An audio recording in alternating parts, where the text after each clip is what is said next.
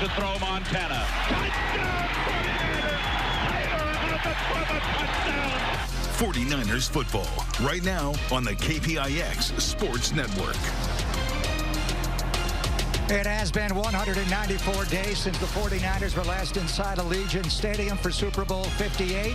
We're looking ahead, though. It's 170 days to Super Bowl 59 in New Orleans. And for George Kittle, 17 nights from now, they're going to begin the series against the New York Jets. So George is going to play tonight, and Deebo Samuel is going to play tonight. Break him down, Deebo. It's a dress rehearsal against the Raiders in the desert. Welcome inside the broadcast booth. Greg Papa alongside Tim Ryan. A night of 49ers preseason football. Brock Purdy is going to play again tonight, T-Rock, but this time he has his receivers. Well, Friday Night Lights with a couple of shining stars is going to be fun to watch, no question about it. Look, like last week, Brock Purdy will start again, but this time he'll have some star power around him. Deebo Samuel and George Kittle will both start this football game, and I will tell you, from being at every practice over the summer, both have had, most importantly, healthy camps, and both of them have had explosive camps. And I think without question, both of them are absolutely ready to rock here for the 2024 season. I anticipate Brock and the boys getting about 20 plays, unless it's the first drive is 10-plus plays that ends in a touchdown. Then the coaches may call it. But either way, I'm looking forward to watching these guys play together again. What is John Lynch looking forward to tonight? Let's go down to the field level, bring in the 49ers general manager. Hey, John, tell us what you are looking for tonight from your first team offense. I think it's just a great opportunity to get out there as a unit. You know, offensive football is so much, you know, the root of it is timing and execution and all that. So the opportunity to take what we've been doing in the practice field and doing really well to the game field is something that I think we all need. And I'm excited to see the group out there and functioning as a unit. And I think I just remember this time last year, Brock just trying to get healthy for week one. And the fact that he's been able to play last week, get some opportunity to play this week, I think is a great thing for us. And it's going to be great to see the unit as a whole out there. And as you say, Timmy, they're going to play about 20 snaps, and Brock is certainly QB1, but it's the battle to be Brock's backup. Tonight, we're going to see Brandon Allen go first, then Josh Dobbs later. Dobbs balled out on Sunday against New Orleans. Well, Joshua Dobbs is a gamer, and you can see just from some of these highlights, he can spray the field, he can get it down the field, he can use his legs to escape. I call it zero gravity with Joshua Dobbs. He gets those power boosters going, and then he punches right back into the atmosphere with the right speed and trajectory into the end zone. Showed a little bit of everything. Showed the deep ball, showed the running skill, punches another one in. He likes to flip into that end zone to get past the goal line for sure. And then Brandon Allen, look, has been Mr. Consistent and a great illustration of what he does there. Reading the defense, stepping up and driving the football into the hole with a couple of big shots to Chris Conley. This may be something as the season goes on. I don't think the evaluation is done with either Brandon Allen or Joshua Dobbs. They're going to need all three, and I think they're happy to have all three, and certainly those two guys is the backup. But maybe this performance will help them decide who's the two and who's the three. But with the way the rules are, that could be adjusted during the season. And then over on the defensive side, Nick Bosa is not going to play tonight, but we are going to see Leonard Floyd and Malik Collins make their Niners debuts. Look, they uploaded 4 really good players in overhauling the defensive front. Great defense starts with the front. Jordan Elliott is a freight train. Malik Collins comes over. He's going to bring a lot of experience along with Leonard Floyd and a lot of production. And I think most importantly, when you talk about the 4 new defensive linemen, they are going to benefit the play of Nick Bosa and the gravedigger Javon Hargrave. Neither one of those guys had their best years last year. I anticipate they're going to detonate this year with those players around them. I can feel it in the air tonight. We got a drum solo coming up, Vern Glenn. What are you looking for tonight, Vern? Hey, you know what, Greg? From the field, if you're suited up for this one, it is electric. This is it for a lot of these Niners that are going to be wearing a uniform tonight. And for the 49er faithful out there, this is it for you to evaluate how well does the #1 offense go. How well does the interior line work on both sides of the ball? How well do those DB covers? 49er faithful, they want something to chew on before it goes for real September 9th against the New York Jets. We got interviews coming up at halftime with George Kittle and with Fred Warner. Guys? All right, Vernon, we're going to have Brock Purdy up in the booth, or actually join us from the field level after he plays. He's going to, it's not quite like Sean McVay. He's going to join us after he plays the first 20 snaps. So George Kittle's going to start the game tonight. Kyle Shanahan, again, very chill tonight, T-Rock. He is not calling plays again, as he has not done the last 2 preseason games. So up in the booth and way at the end of the box there is Clay Kubiak, the 49ers offensive passing game specialist. He will call the plays again tonight. And Antonio Pierce over on the Raiders sideline went 5-4 last year as the interim head coach of the Raiders, 3-1 in the AFC West. They beat the Chargers and Brandon Staley. Lost his job right after, beat the Chiefs. Last team to beat him on Christmas Day at Arrowhead. So he is the head coach now in full here, and he's not going to have his defensive coordinator, Patrick Graham, call plays tonight. So Kyle's not going to call the Niner offensive plays, and Graham's not going to call the Raiders defense. I've always been a big fan of Antonio Pierce. Covered a lot of his games when he was with the New York Giants. He is all ball all the time, serious about what he does and his craft. And I don't think with the Josh McDaniels experience and the way it was here, and we were here all, in the summer last year for the week and practicing against him, and then the game. Antonio Pierce flipped the fun meter. Guys started having fun again. It wasn't such an arduous process trying to get ready for Sunday games. And the culture and the leaders on the Raider football team really bought into what Antonio Pierce was selling. 49ers will get the football first to start, and look who's back to return the opening kick. It is the rookie Isaac Guerendo from Louisville after 4 years at Wisconsin, Tim. 4.33 speed, and he weighs 221 pounds. We're going to see a lot of number 49 tonight. Yeah, got a lot of juice and finished up at Louisville, 6 yards a carry in college, and watching him at practice, and haven't got to see a lot of him. Remember, he hurt his hamstring play the first day of training camp. He's a little bigger, but he's got some of that smooth cut and instant acceleration like the Mosterati, Raheem Mostert. Daniel Carlson, the brilliant kickoff specialist and place kicker for the Raiders, the 2022 AP All-Pro first team will kick off. Also back to return is Patrick Taylor, the former Green Bay Packer. He has been out during training camp as well with an injury. He's going to make his 49er debut tonight. It is the Raiders and the 49ers, the duel in the desert preseason. Here comes Guerendo. Breaking tackles and gets out across the 30-yard line and up to the 33-yard line. So Brock Purdy will start at quarterback tonight as he did Sunday against New Orleans at Levi's. In that game, he went just 2 of 6 for 11 yards, but his guys could not uncover. He's going to have George Kittle, and he's going to have Deebo Samuel tonight. Yeah, and he's had a very good summer, and being healthy, obviously. You can see he's getting better every day on the practice field. He wants to establish an early rhythm here on this first drive with the 49er offense. J.P. Mason will start as the running back. Chris Conley goes in motion. Deebo is out wide left. Purdy going to pump his way and go down the sideline to Deebo. Made the catch. Did he get his feet in bounds? He did. Yes. Inside the Raider 41-yard line, right on the 41-yard line. What a snag by Deebo. I love that. Brock sees Grant come up the safety. He knows he's got one-on-one to the outside. Take a shot. Subtle little push off of Deebo Samuel. Right foot down. Looked like he had possession.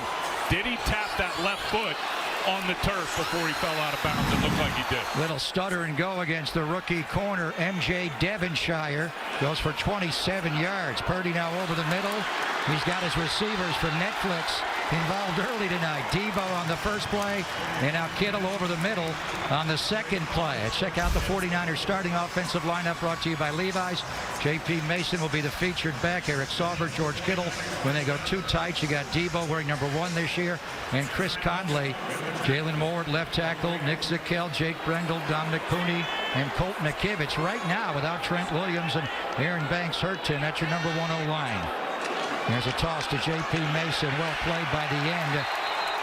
Janarius Robinson able to push that back. He's had a good couple of preseason games for the Raiders. Well, we remember him in Minnesota, and he's just going to get right past Braden Willis, who's trying to release. Something looks funky on that play because Braden Willis just could not get to him. And he just used the edge, and that's what you call setting the edge right there in the backfield on J.P. Mason with a big TFL. That was a loss of 5 yards, so it's 2nd down and 15. They empty the backfield. Debo inside of Mason, right. Kittle on that side as well. He looks right, pumps, dunks over a blitzer, throws on the run, and Mason trying to make the catch on the sideline. They're going to give it to him. They say he made the catch. Well, boy, he laid out, had his toes just barely touching inside the field of play as he corralled that. Brock Purdy does a great job of eluding this slot blitzer coming off the edge. And he knows that Snowden is bearing down on him. Wow. J.P. Mason, is that right toe still down when he had possession of that football? We are going to have a challenge from the Raiders and Antonio Pierce. Of course, JP worked hard in the offseason going back to his native Nashville on the jugs machine, but how do you simulate that? That's a Dwight Clark, Fred Biletnikoff type catch. Did he get both toes down in the field of play? His challenge in the ruling on the field of a completed catch at the sideline.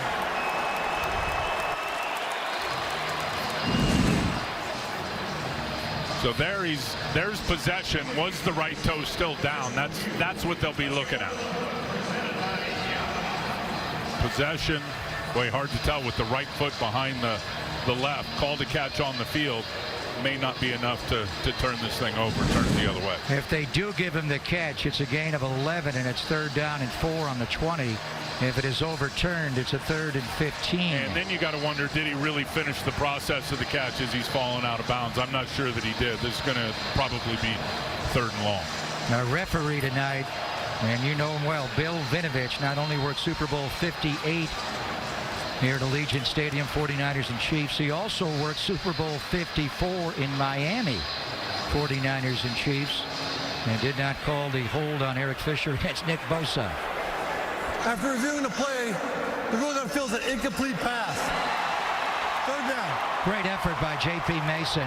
And the way they motioned him out is like Christian McCaffrey going outside as ineligible and running a wide receiver type route. And he's gotten so much better. And you mentioned the jugs machine and all the practice he's done catching the football out of the jugs machine. J.P. Mason.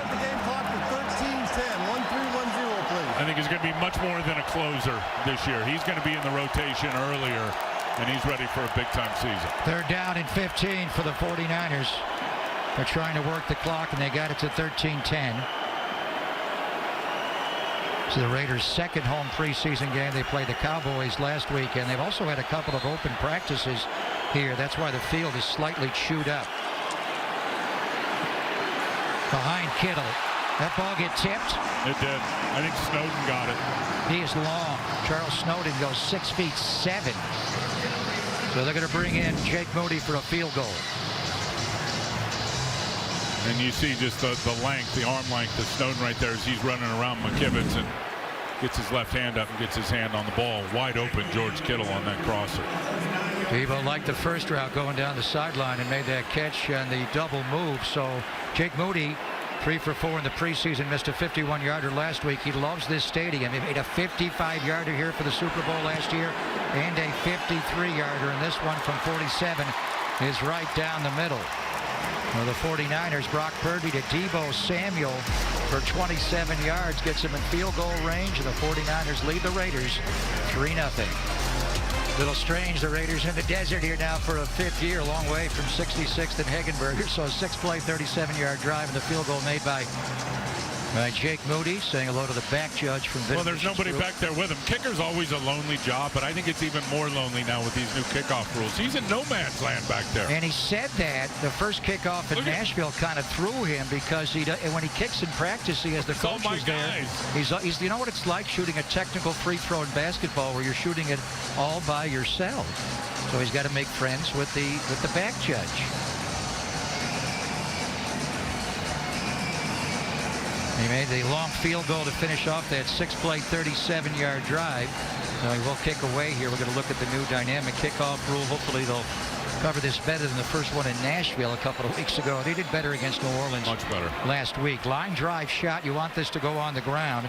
McAllister will take it inside the 10, across the 20, across the 30. Good kickoff return there by Tyreek McAllister, one of the Raider wide receivers.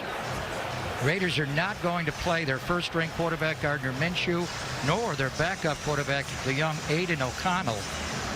So they're going to start at quarterback tonight. Carter, or is it Nate Peterman who was starting at quarterback? It was supposed to be, yes, it's going to be Nate Peterman who was starting at quarterback, who was a Raider on the practice squad, couple of years in Buffalo, last couple of years in Chicago. Luke Getsy, their offensive coordinator, had him there, so he'll start the game, and then we'll see after that Carter Bradley.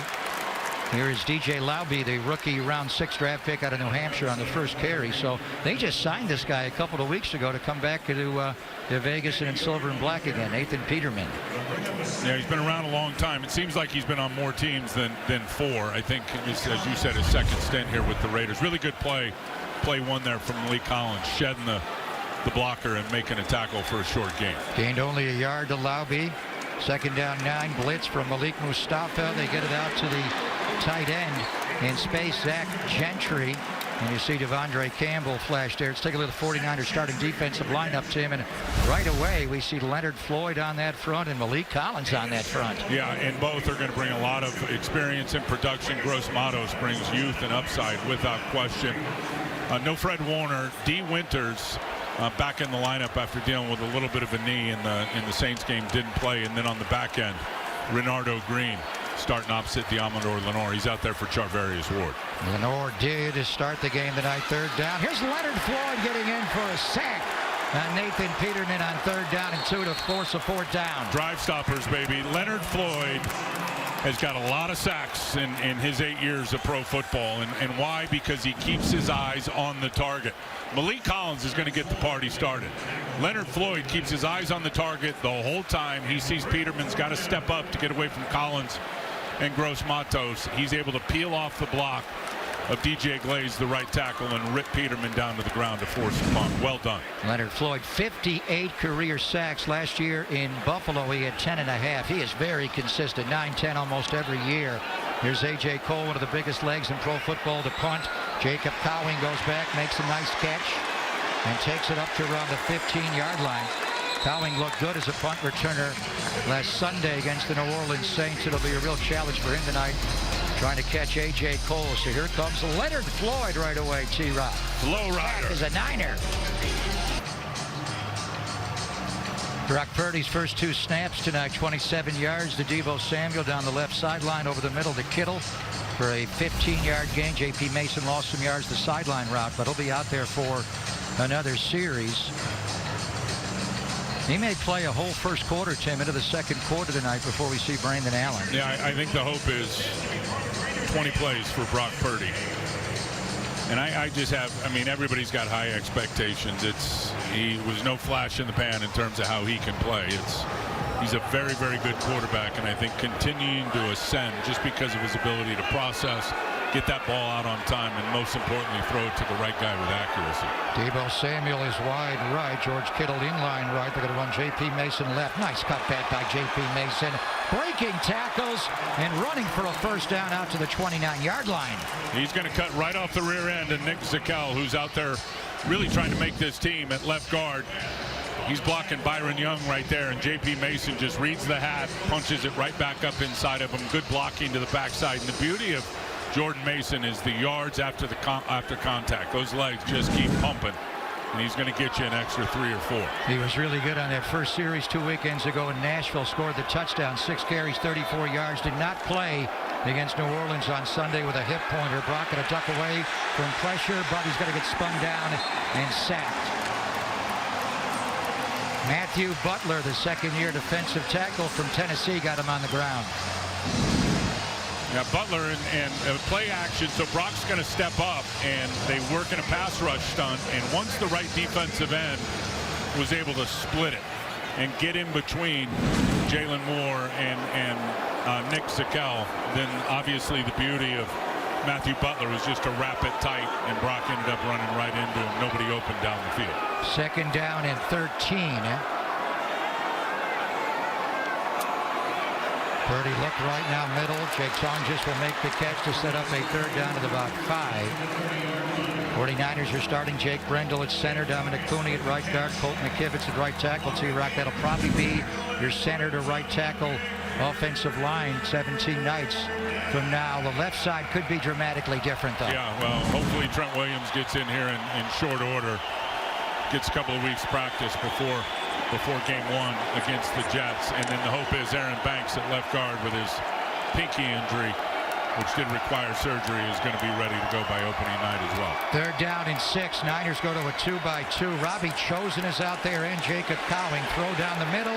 Caught by George Kittle. First down 49ers. What a throw by Brock right over the top. What a catch by Kittle.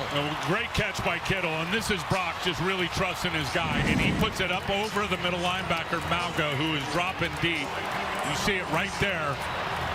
And George, he's been an acrobat since he got to the 49ers out of Iowa day one. Able to sky up in the air, get that ball at its highest point, and pick up a first down. Got a couple of nice catches here. First down 49ers right in the middle of the Raider logo. Play action roll. It's Ron Stone Jr. Kittle going to get tackled in space there. Ron Stone, a great offensive lineman for both the 49ers and the Raiders. That's his kid playing on their D-line. Yeah, and they all went to Valley Christian. Ron Stone coached at Valley Christian, coached my son at Valley Christian. Ron was a great player. And RJ, Ron Stone Jr., up to Washington State. And, man, I remember he was a little kid running around the football field. He has really developed. He's a full-grown man now. George Kittle already 3 catches, 1 for 15, 1 for 19. He'll take the play off here. 2nd and 10. Purdy going to change the play at the line. Toss to J.P. Mason coming right, gets a crease and a cutback. Boy, he sees it so well, and he runs for a 49er first down. It's the vision. Well, that's what Bobby Turner coaches them to do, and get to a landmark, and they're going to end up getting pushed right here. Once they get Malga kicked out and they get a block down inside, Jordan Mason sees that lane open up, foot in the ground, downhill. Nice, positive, explosive run. We've been talking so much about the battle to be Brock's backup. Who's going to be QB2 for Kyle Shanahan behind Brock Purdy? Who's going to be RB2 behind Christian McCaffrey? Elijah Mitchell's been in that spot, Tim. He may play a little bit, but we haven't seen him in the preseason with a hamstring, and J.P. Mason looks good. Again, the cutback. Just sees it so well, and that outside zone, 3 steps outside, it caught it downhill. Well, look, if you're going to line up and play the 49ers in 2 deep safeties, you're just asking for a running lane at the line of scrimmage. So both safeties are going to be back. Jordan Mason sees it, left foot in the ground. Pooney is able to get a good block and get the defense running that way.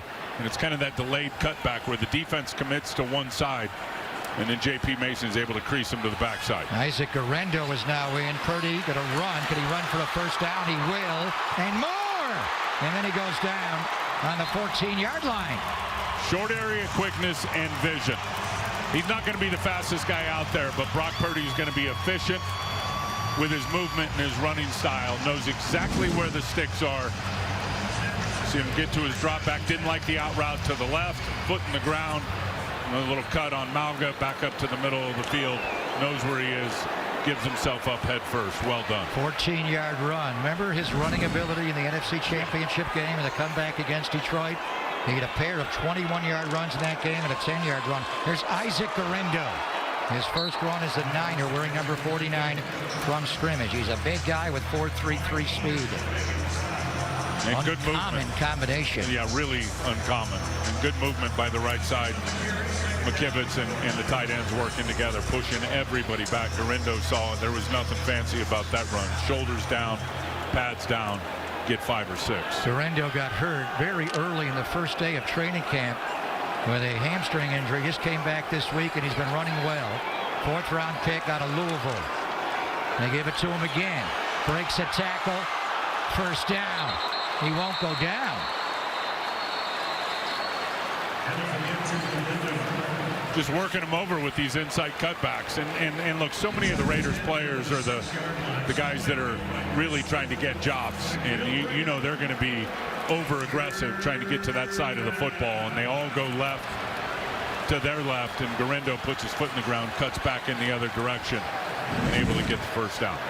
Guerrero looks good with back-to-back carries here. Look at that 6'1" a carry in college. Tunges goes in motion. The Raiders are playing really their third strings defense. Brock to roll and throw.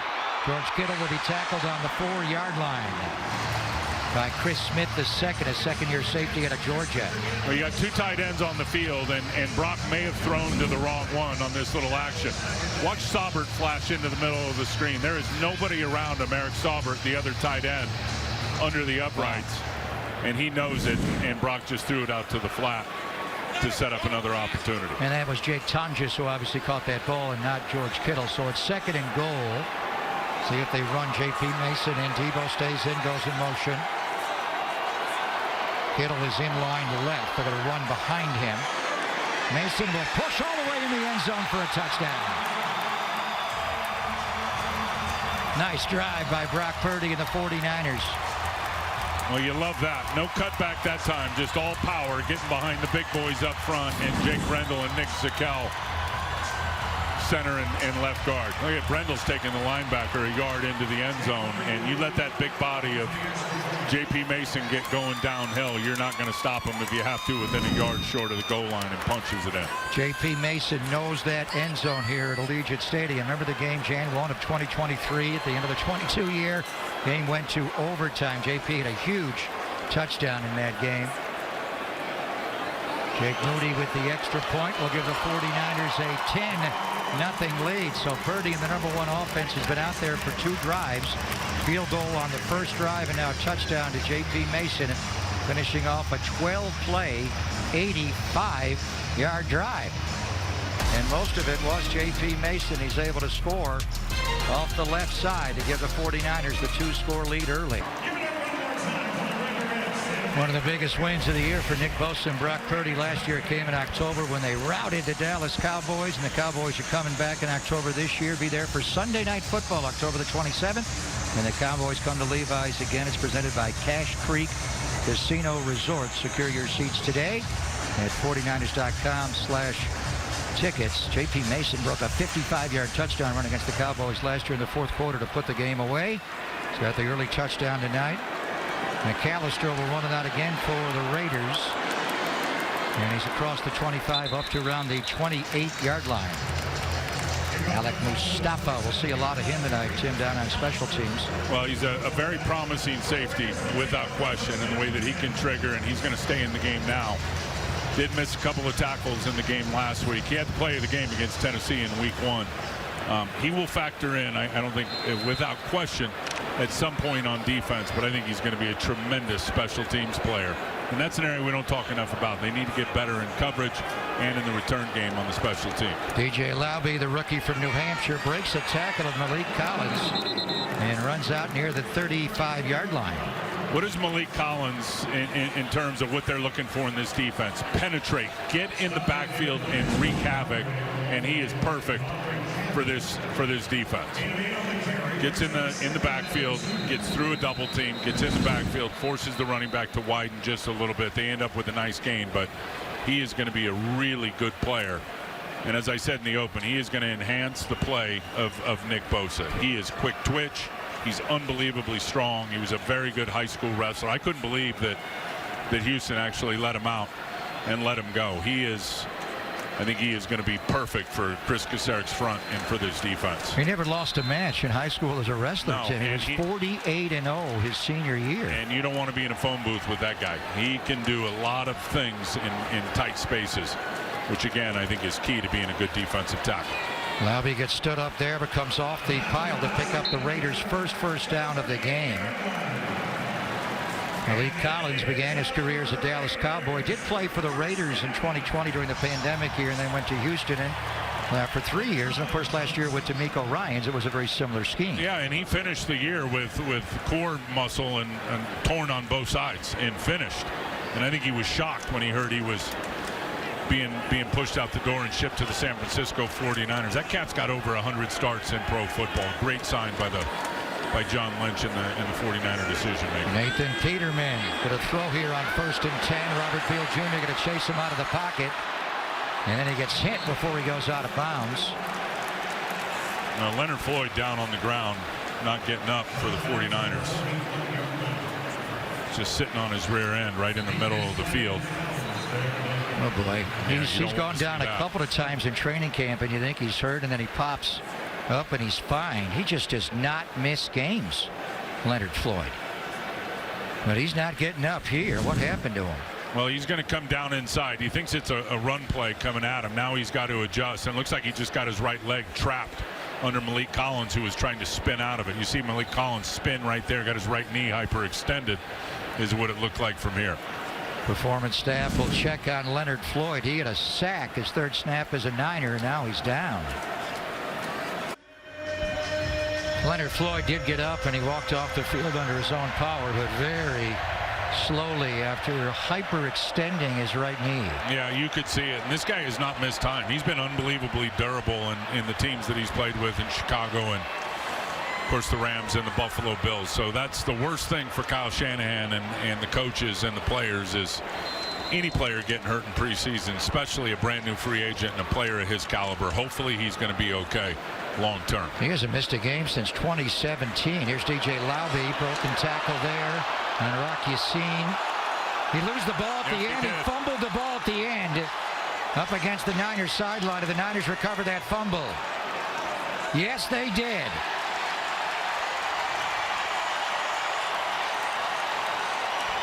New linebacker Devondre Campbell goes hopping off the field. They're still fighting for it down, but the officials already gave it to the 49ers. Is that Kevin Gibbons at the bottom of the pile? No. Robert Beal Jr. Good things happen to people who run to the football. Rock Yassin's going to miss this tackle. Hits the outside leg. Good job by Lobby right there. A couple of good cuts. Boy, he got blasted by Flanagan Fowles. See Flanagan fouls Demetrius. Jair Brown punched it out. Jair Brown had already punched it out with his left hand. And again, Robert Beal hustling to the football is able to recover it. This is a turnover, so it goes back to New York for review. Was it recovered before any parts of their body were out of bounds? Kyle Shanahan being informed about what's going on with Leonard Floyd and the hyperextension of the right knee. So there had to be a clear recovery, and there were also a lot of Niners up against the sideline. Was anybody out of bounds that was touching Robert Beal Jr., Tim, when he recovered the fumble? Jair Brown's got a nose for the ball, doesn't he? Great job. And then Flanagan Fowles just eliminated him. They're going to give the ball to the Niners. Yes, they are. Brock Purdy will stay in a quarterback. J.P. Mason stumbled as he got the handoff. He was leaning forward and picked up only a couple of yards.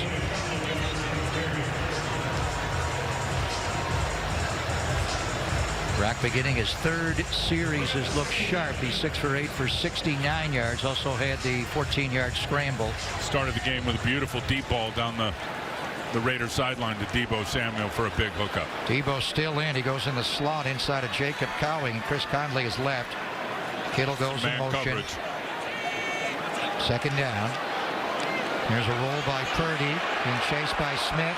Finds Chris Conley beautifully. First down, 49ers inside the Raider 35. Brock's got a nice rhythm going, and a staple of the 49er offense with the keeper game. Fake it left, roll right, and Chris Conley just pulls away from Malga, the middle linebacker. Brock on the run, knowing he's going to get hit by Smith, delivers an absolute dime right on the money to Chris Conley. On that key boot game, the backside end is not blocked. So Ellerson Smith, Brock's just got to make him miss. Here's a quick one to Deebo Samuel. Deebo takes it inside the 30-yard line.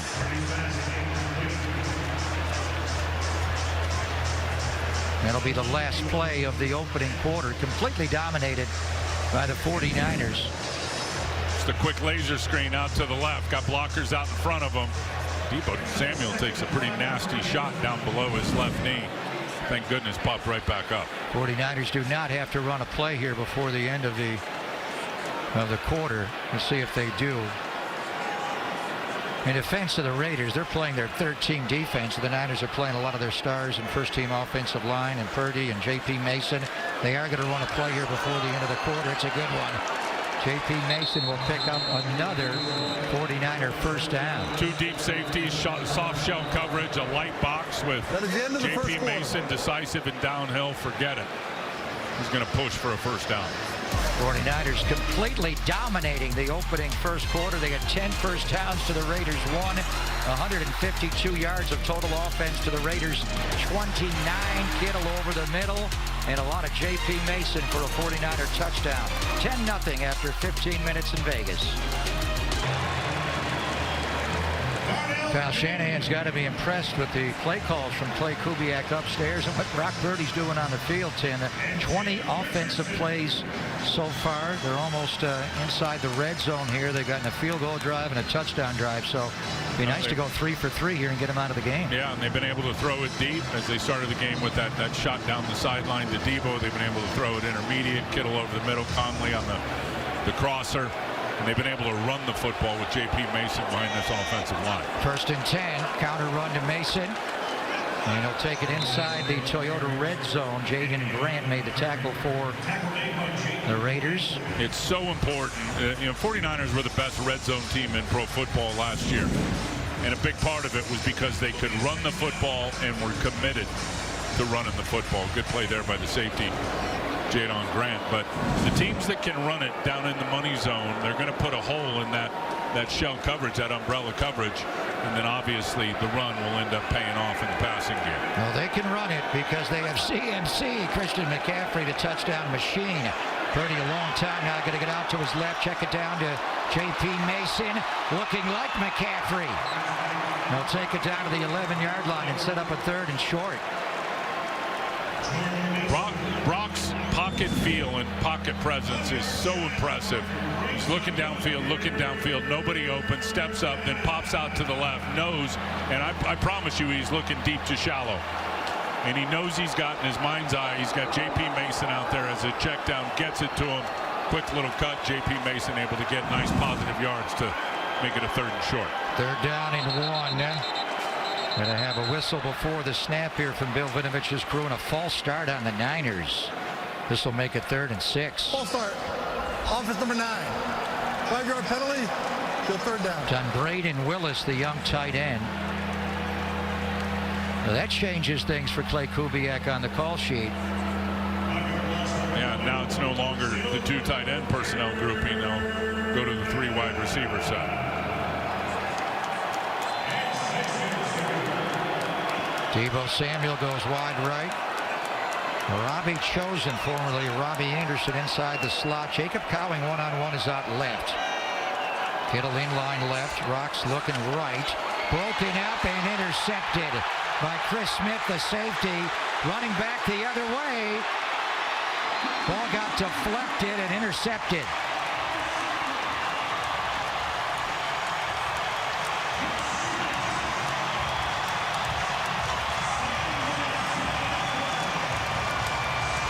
Tips and overthrows, got to get those, and Chris Smith just got one. That was an absolute rope to Debo Samuel on the slant route. Ball got tipped up in the air. Smith in good position to come down with the pick. And the false start changed everything. It went from 3rd and 1 to 3rd and 6. Will Purdy stay in the game, or was Knight end on a pick? Here's the interception. That's the slot defender right there. Robbie Chosen's going to take him out of the picture. Debo Samuel on a slant route. Really good play by Sam Webb in coverage. There's nobody better than Debo Samuel at coming back to the football and really capturing it. And Webb came right back with him, and watch as he sticks his right hand over the shoulder of Debo Samuel, pops that ball up in the air, and Chris Smith's able to come down with it. And then Brock Purdy, you don't really want to see this, but Brock is not giving up a pick 6. Lays out, pushes Chris Smith out of bounds. Brock's got some grass stains on his jersey and pants tonight. Peterman going to play action. There's Bachman, the wide receiver, on the drag route. Nice tackle there by Devondre Campbell, the 49ers' new linebacker by way of Green Bay. And a lot of this offense is really Kyle Shanahan's offense. Luke Getsy, the offensive coordinator, came from the Packers with Matt LaFleur. It's the keeper game. Little crossfire boot with Bachman coming from the backside behind the formation. Peterman's able to get it to him. You see the length of Devondre Campbell right there, wrapping those long arms around Bachman and getting him to the ground. And the speed of Devondre Campbell. Demetrius Flanagan-Fowles playing Mike linebacker. He got movement all over both lines here. False start. Offense number 63.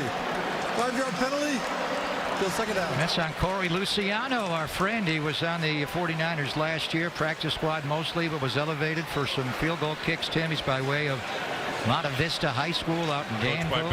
Chris Babcock, our guy, Diablo Valley College, University of Washington. James Craig is the Raiders' new offensive line coach. He was Chris Foerster's assistant offensive line coach with the Niners the last couple of years, so James brought Corey here, and he's got a chance to make this team. What a practice squad. Good coverage there by Demo Lenore to undercut that out route to Bachman.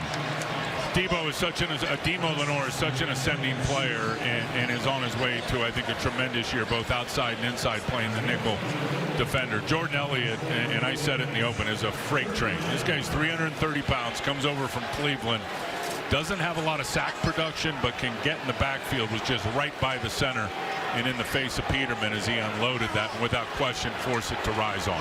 3rd down and 9 for Nathan Peterman. Flanagan fouls coming out of blitz. It is broken out beautifully by Rock Yassin. Well, you love that. They're coming with the pressure, and Rock Yassin knows there's a pressure in front of him. So the ball's going to come out quick, or at the very least on time. And watch Rock Yassin get his left hand up and over. There's the pressure. Just collapsing the pocket. Left hand up on the football and knocks it down away from Christian Wilkerson. Well done from Rock Yassin. Another very good wrestler the 49ers put on this roster in the offseason. That guy could have been a Division I college wrestler. He was big time. A.J. Cole will punt again. One of the best punters in pro football. Of course, the Raiders had Shane Leckler and Ray Guy throughout their history. This one's going to be an end over end. Jacob Cowing will go over and take it. Makes the first gunner miss and get out across the 20-yard line. Well, he fields the punt beautifully and then does something with it right after. So Rock Yassin with a nice play on 3rd down, and wondering about that Leonard Floyd injury tonight. Got an injury update to Floyd, who's talking to Nick Sorensen right now. He's been up, kind of walking around. The status is, it's a knee, and his status is questionable. Knee, questionable, guys. Yeah, I don't think he's coming back into the game, but it was a bad hyperextension of the right knee. He went to the sideline. We showed that. He went back in the locker room. I think it's a good sign, Tim, that he's back and on the 49ers sideline. No question. And let's just keep our fingers crossed. They probably really don't know anything definitively until they get some pictures on it. But keep our fingers crossed that they like to call him Flo. Leonard Floyd, old Flo, is going to be all right. Here's B.A. Brandon Allen in as Brock Purdy's night is done. 14 of 23, 61% in the first 2 preseason games, 134 yards. So he will take it from here for Brock Purdy. Then later it'll be Josh Dobbs. Here's Isaac Garindo. Should have cut that up inside, right behind the block of Brandon Parker at right tackle. Amari Gaynor made the tackle for the Raiders, rookie linebacker. See, Parker had his guy, had the edge cleared out. Latu was having a problem with Amari Gaynor, trying to get him blocked. Garindo may have been a little, and he just started practicing. So getting the timing down with this offensive line is a tough road to hoe, but looked like there was a bigger lane there for him to exploit. Brock Purdy winds up 9 of 12 tonight, 96 yards. The interception on the tip ball and the Devo slant. Here's the out. Tungus, nice catch going above his helmet from Brandon Allen. Brock also scrambled for 14 yards, got some grass stains on his shoulder pads. We're going to talk to Brock Purdy coming up in the 3rd quarter. Brandon Allen's got a hose on him now. That's an underrated arm. Nobody thinks he can really rip it like he can rip it. That's not an easy throw out to the sideline with defenders out there sitting off. He delivers it right on time and on the money to Jake Tonja. With Brock out of the game, they've also made some changes to the offensive line. Nick Zakel at center to play with. Yeah, Chris Hubbard's playing left tackle, and the former Raider Brandon Parker at right tackle. 3rd down, Garindo. He's not going to get there. That'll bring up a 4th down and 1.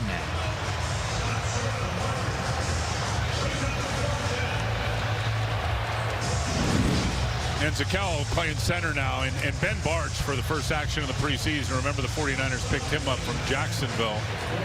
Nobody open down the field. Brandon Allen ends up unloading it to Isaac Garindo on the little option route. ends up well short by a couple of yards at the first down. Good tackle there by Presley Harvin has been punting all preseason for Mitch Wisnowski, who's not punting, but he's holding, and Mitch will be fine for the opener against the Jets in 17 nights with a knee irritation. Harvin has a huge leg, and he blasts another one. This has Ray Guy. Hang time. McAllister. He gets through, though. He gets by Harvin. He's gone.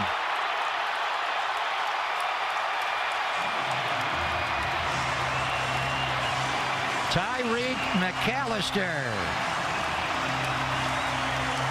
Well, sometimes you can outkick your coverage, and that was an absolute bomb, and the 49er coverage unit just split at the wrong time, and Tyreek McAllister made him pay for it. So it's a big kick. 49er coverage units coming down the middle of the field.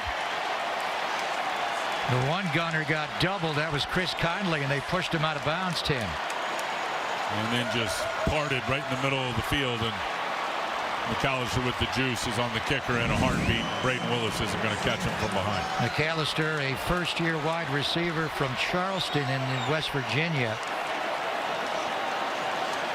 Raiders have not done much from scrimmage, where they popped that punt return for a score. There's Daniel Carlson, one of the great pickers in football, drives it through. That was an 81-yard punt return by Tyreek McAllister. Is that a family member in the crowd? That guy's really excited. Brock targeted Debo 3 times tonight. First play from scrimmage, Tim. They stutter and go down the left sideline. Nice catch on the out-of-bounds marker for 27 yards. He had a little bubble screen for 5 yards. Then the slant, and the ball got tipped by Sam Webb. But we'll talk to Brock after halftime. He'll stay down on the field and put headsets on, and we'll go over some of the plays. I wonder if Brock was lobbying to stay in the game after throwing that pick on the last play. But he got his 21 snaps or so when he got out. Yeah, and that pick wasn't on him, nor was it on Debo. That was a great play by Sam Webb, the corner, getting his hand on it and batting it up in the air. Isaac Guerendo will get another kickoff return. And he's got room down the sideline. Big-time speed. He may go!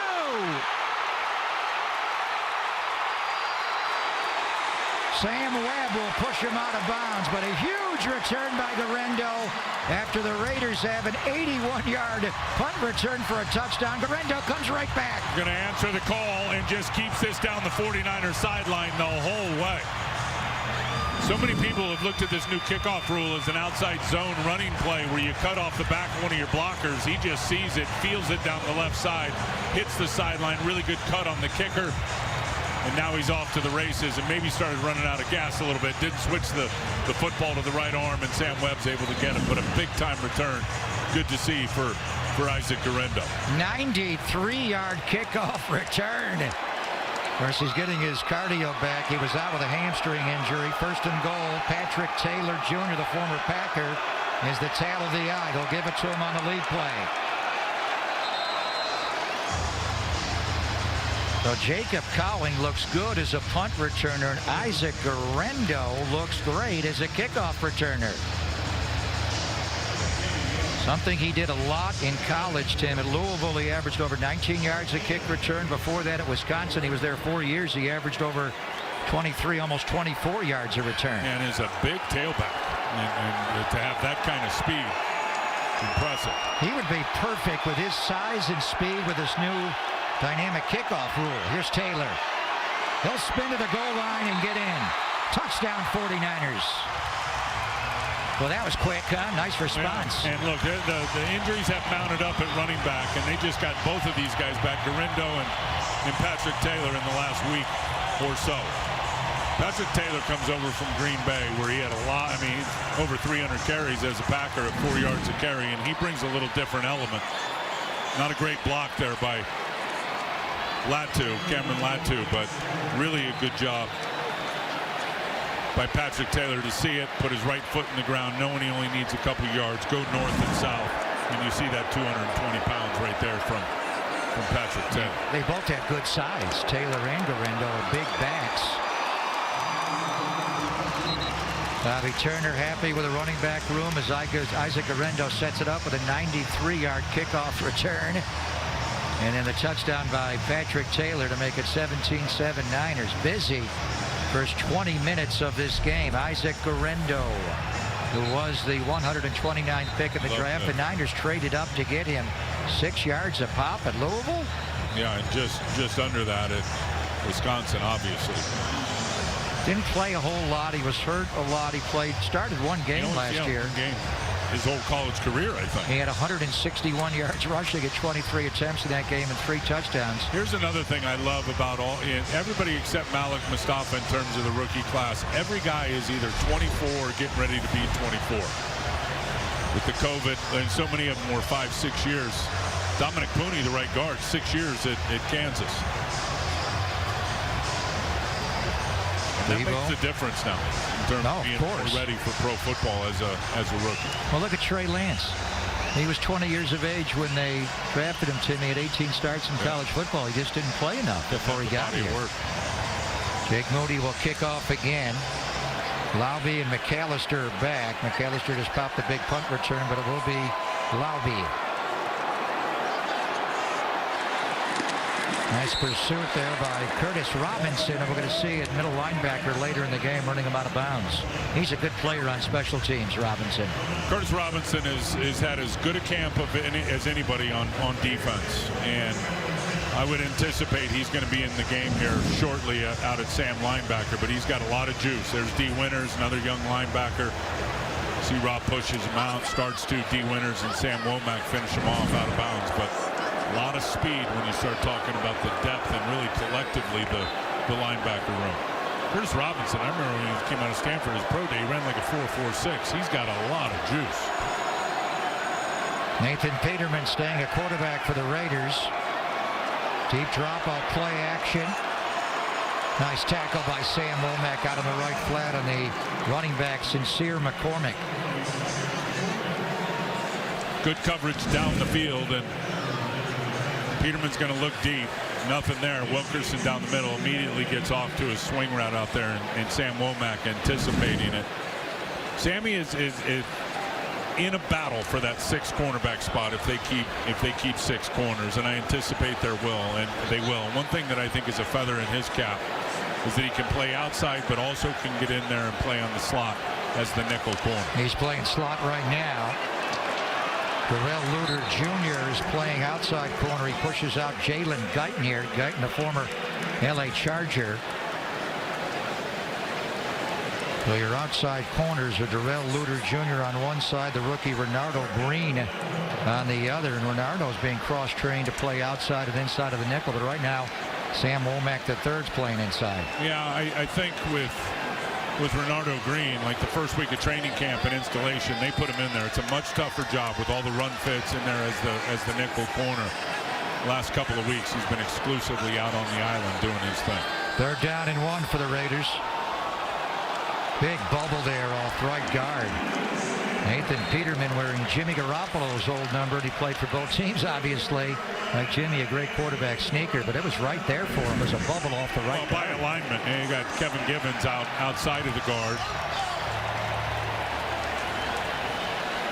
Or in the gap there, and then Jordan Elliott on the other side outside of the guard. There's just a natural bubble there if you're not really stacked up playing that gaps defense with every gap covered on the inside. That's easy pickings for a quarterback to get a yard on the sneak. 1st and 10.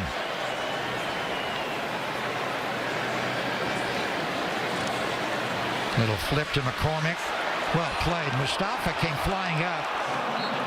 He hit him hard enough to get him on the ground. He kind of broke the tackle a little bit, but Mustafa fired quickly. Well, this is a run stunt on defense, and Jordan Elliott on the left side and Sam Okuano, they're going to come flying in here. That means linebackers and safeties fast over the top, and they are all fast over the top. But none of them really make the tackle. Sincere McCormick ends up running into Wagner, the right tackle, and falling down. Nick Sorensen, the 49ers' new defensive coordinator, with Brandon Staley upstairs. Good coverage there by the rookie Renardo Green.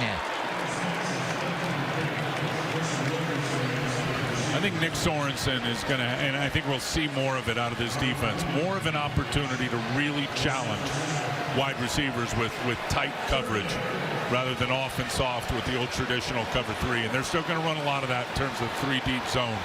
But I think Nick Sorensen, former defensive back himself, playing in pro football and coaching the secondary here for the last couple of years, helping out Daniel Bullocks, is going to deploy some more tight coverage with those defenders. They're playing man right now. Ronaldo Green moves with the wide receiver Wilkerson on 3rd and 8. Good coverage there by Ronaldo Green as Peterman's ball sailed right out of bounds. Yeah, that ball was out late in man coverage. Ronaldo Green was in good position and I think forced Peterman to hold on to that football. By the time he threw it, it was really too late. He was out of space over on the sideline. 49er defense dominating the game. The offense is as well. I mean, the Raiders' touchdown came on an 81-yard punt return. I will say this about this defense.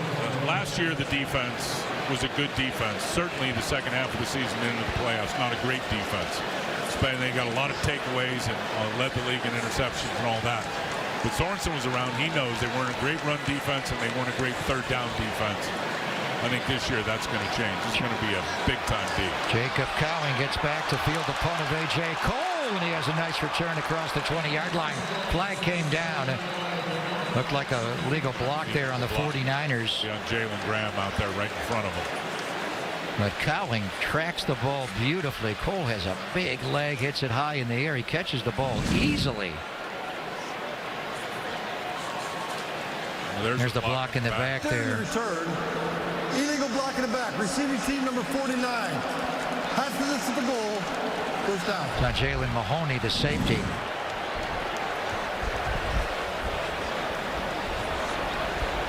Now that'll back the Niners up. A good situational football for the preseason. Backed up, coming out. Kyle's not happy about the penalty, certainly, and getting backed up, but in the preseason, Clay Kubiak is calling plays with an opportunity to work this drive starting around their 5-yard line. Ended up being a good thing. Here's Clay Kubiak all the way down there. Way at the end. It's Mick Lombardi, Mike Lombardi's son, next to him, and Mick was the offensive coordinator with the Raiders last year. Allen throws out left. It's Cameron Latu, the young tight end. I like that play by Clay Kubiak. Off coverage, get Latu out there in the flat. There's nobody around him. The secondary is dropped off and it's off coverage, and just get yourself 8 or 9 yards. Get away from your own goal line. 2nd down and 1. Let's see, Latu is a blocker here. They're going to run right behind him. Guerrero able to push the pile out to pick up a 49er first down.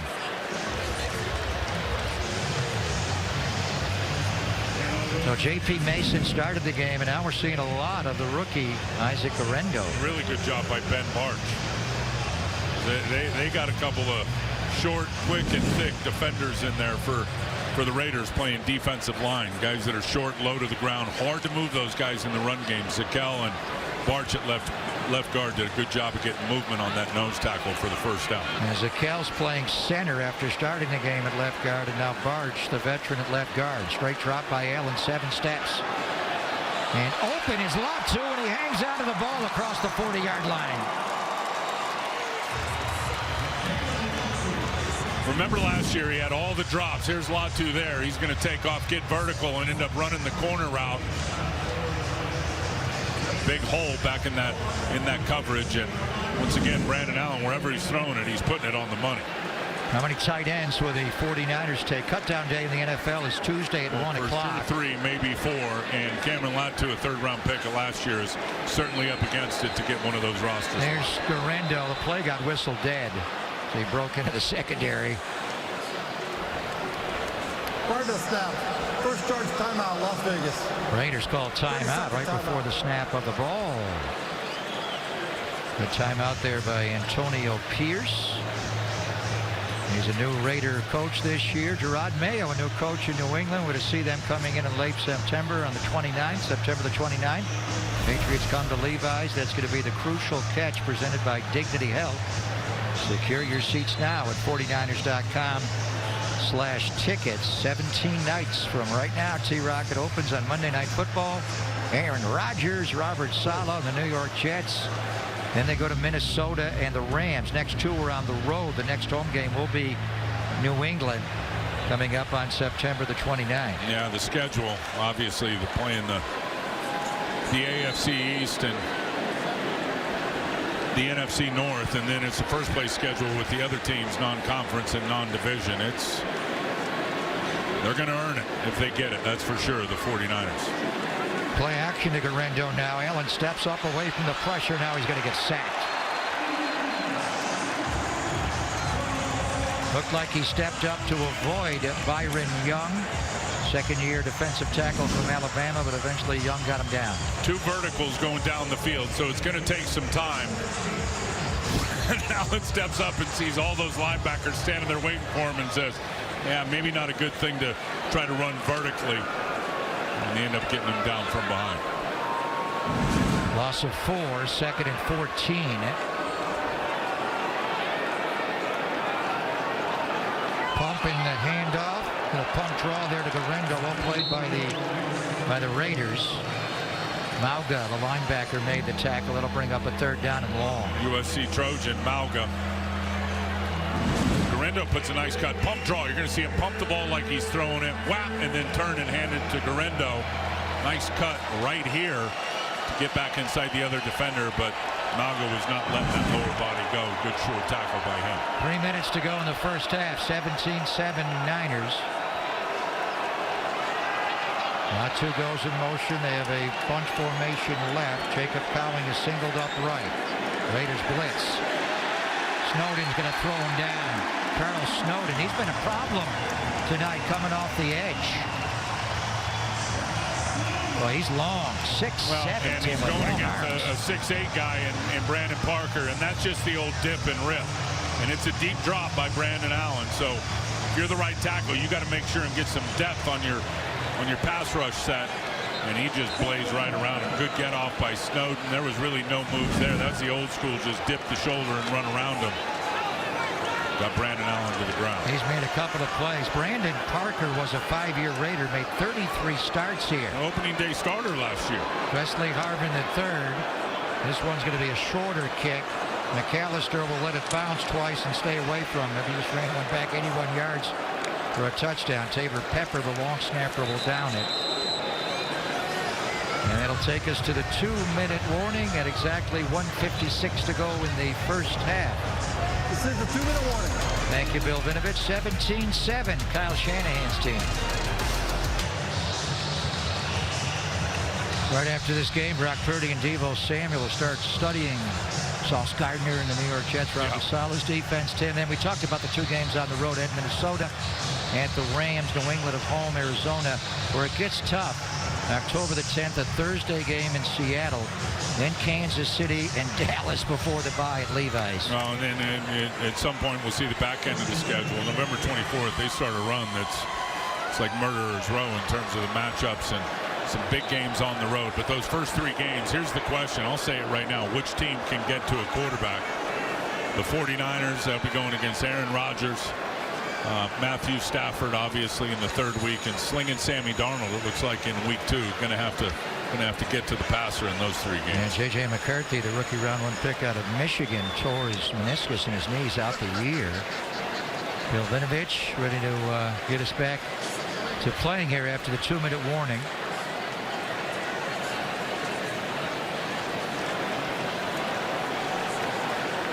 Nathan Peterman playing the entire first half at quarterback for the Raiders. We'll likely see Carter Bradley in the second half at quarterback.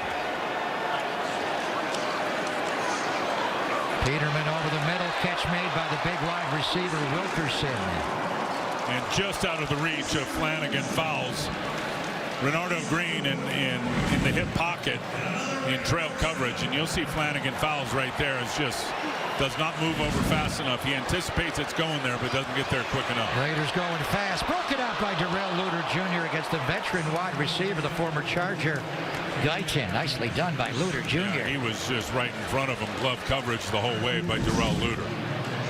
You see it out here to the right of your screen. He's inside of him. Good eyes on the ball. I think Guyton at that point was like, I can't let this thing get intercepted, and he's raking the arms of Luter down. Cut down day is Tuesday at 1 o'clock. How many corners can you keep? I think 6. And he's certainly right in the mix. Probably at the end of the day, and practice squad's been such a luxury now the way the rules are. But he and Sam Womack, I think, are battling for that 6th spot. Here's a screen coming left to Britton Brown. He'll run for a Raider first down and more into 49er territory.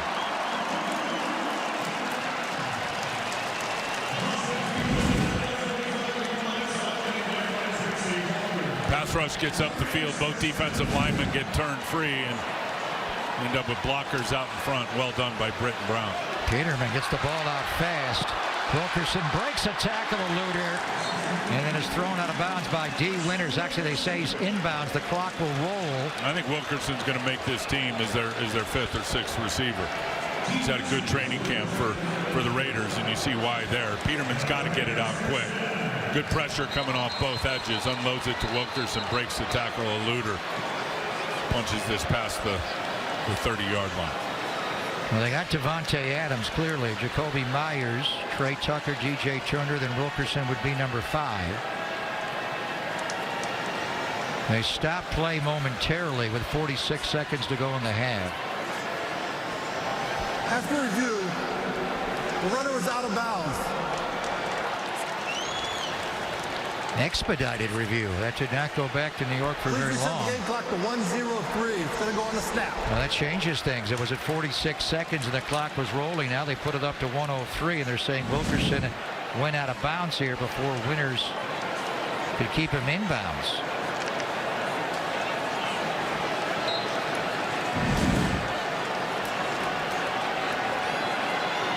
Need his D-line to push him backwards. Broken out by Sam Womack III. Fotheringham, the tight end, sat down, and Womack slapped it away. And Fotheringham, is a big guy, and Sam Womack is not, but really does a good job just getting right behind him with his eyes on the quarterback. As soon as Peterman unloads it, look at Sam Womack drive up on that, reach around. One thing Sam does, now he may be vertically challenged, not the tallest guy, but he has got long arms and a big wingspan and used it to his advantage. Right there with the bat down pass breakup. He's playing in the nickel again over Bachman, the slot receiver for the Raiders. Screen again to Brown. He's going to work again, take it inside the red zone, close to a Raider first down. Yeah, I think he's got the first down. Looks like Flanagan fouls, and I believe D. Winters couldn't get him to the ground. Antonio Pierce has 2 timeouts left. Will they clock the ball here, run a play on 1st and 10? They're going to run a play. Over the middle, juggle and a drop, and nearly intercepted by Winters.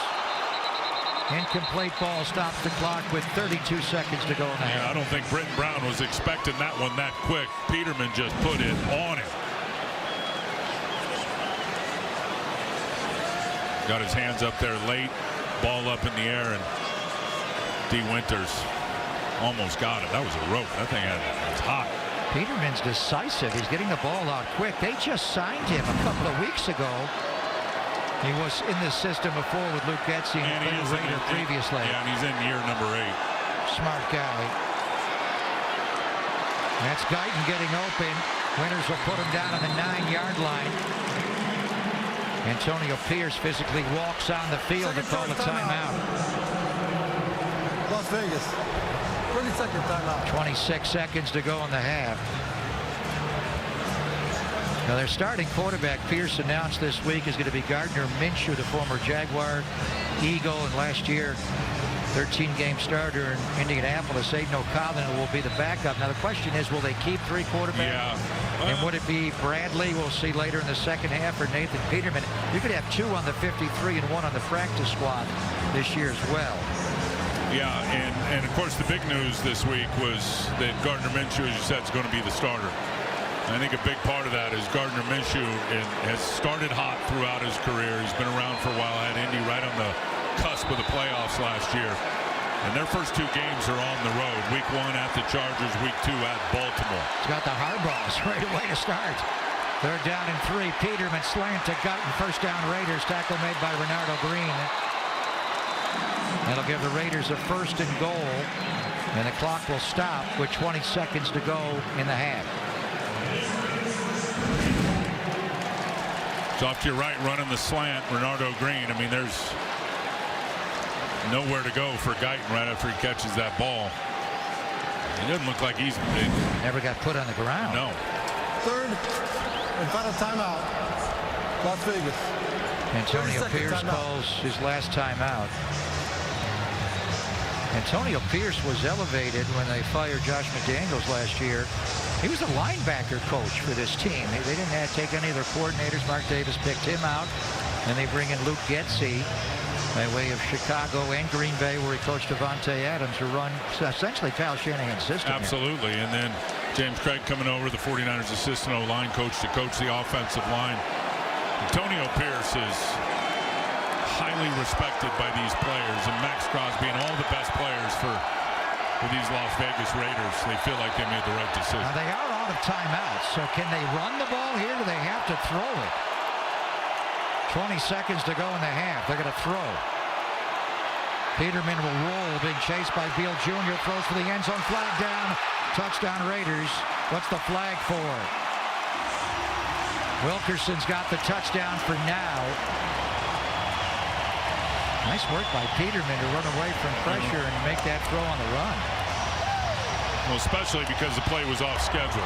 Holding. Defense number 43. Penalty decline. Result of the play. Touchdown. Malik Mustafa. Yeah, a good play off schedule by Peterman. He wanted the quick out to the right, to the running back. I think Malik Mustafa, I think that's hard to see. They were all over it. There was nothing there. He held the tight end. D. Winters all over it. Malik Mustafa holds the tight end right there on the scramble drill. Once the quarterback's out of the pocket, you can certainly, illegal contact's off. You can certainly chuck him and hit him, but you can't hold him. Defensive holding still alive with the quarterback out of the pocket. Daniel Carlson drills the point after. That's a nice drive for the Raiders. They had the 81-yard punt return for a score. It was really their only offense. But this drive, they went right down the field. 10 plays, 79 yards. And that was right after the 2-minute warning, Tim. So great work by Peterman to run the 2-minute drill there. Yeah, you can see the veteran presence of Nathan Peterman. Ball out on time, decisive, threw a couple that guys didn't anticipate that weren't caught, and a big-time play right there at the end with Robert Beal tracking him down. Antonio Pierce starting the veteran Nathan Peterman tonight. 12 of 19 for Peterman, 108 yards and a touchdown pass there to Wilkerson. And in the second half, we assume we're going to hear and see Carter Bradley for the Raiders, and we'll see Joshua Dobbs for the 49ers in the second half. Probably just a kneel down here for Brandon Allen to win this first half, Tim, unless they get a big kickoff return from either Taylor or Guerrero. Brandon Allen 4-4 for 41 yards. I wonder if they'll give him a couple of series to start the second half, since he came in after Brock had 3 series there. He may get a little bit of time in the second half and then go to Dobbs. This will be Patrick Taylor Jr. with Guerrero out to block. Nice return. Flag came down late. Cameron Latu is going to get a hold. 5 seconds to go in the half, so with the hold there, that'll back him up and probably a kneel down. Oh, Bill Vinovich. We saw him in Super Bowl 58 in this stadium. We saw him in Miami. Didn't have a problem calling that holding call. Yeah, he didn't call him against Kansas City very often. Jet McKinnon and Fred Warner. In return, holding. Receiving team number 81. 10-yard penalty, first down. Right there.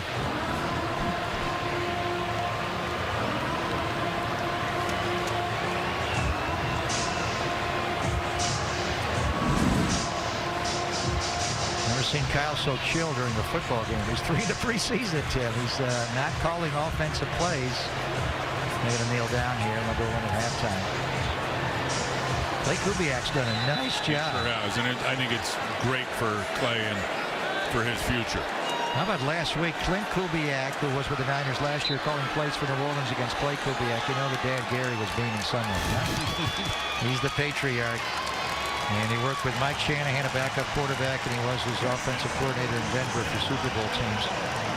So 49ers, Brock Purdy, and we're going to chat with Brock during the third quarter. Brock wound up 9 of 12 for 96 yards. Coming up on the Toyota halftime show, Vern Glenn will be talking to Fred Warner and George Kittle as they get ready 17 nights for the season opener against the New York Jets on Monday Night Football.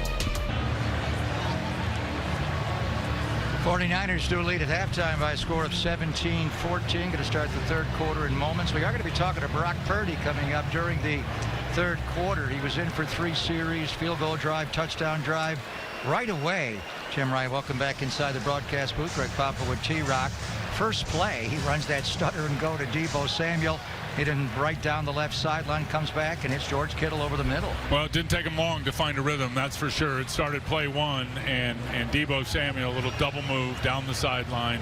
He threw it up to Deebo. Deebo did it, got a nice little subtle push off, was able to get both feet down, did a great job of tapping his left toe, but saw a little bit of everything from Brock. Saw the deep ball, saw some intermediate throws over the middle of the field, saw an unbelievable rope to George Kittle up over the outstretched hands of the middle linebacker. Here's the first one to Deebo Samuel. Watch his feet, little subtle push off, gets him down.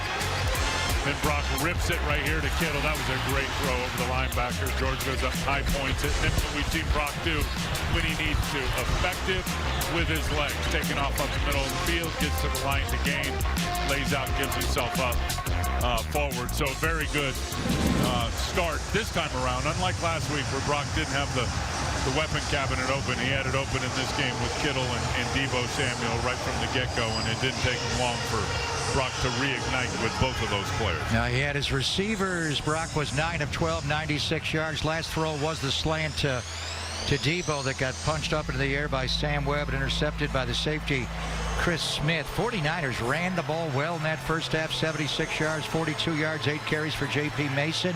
Isaac Arendo came in at 5 carries for 17 yards, and Brock himself, we saw him scramble for 14 yards. So the Raiders will get the ball to start the second half. The tough news was the 2 injuries on the defensive front. You say 2? 2, yeah. We saw Leonard Floyd with his right knee and got it hyperextended. Hopefully it's not too bad, but a few plays before that, also a new acquisition, Yetur Gross-Matos, who started at right end. Oh, man. Came down with a knee injury and went into the tent. He is also out for the game. Those are your 2 bookends. This is Dax Milne. They're going to return this kickoff for the Raiders to start the second half. He stepped out of bounds. A flag also came in on the return. Renardo Green was getting held by Keaton out on the edge right in front of the referee. Well, Bill Vinovich's crew will back up the Raiders here. Dax Milne, the veteran wide receiver, formerly with Washington for 3 years on the return. During the return, holding, number 92. First down.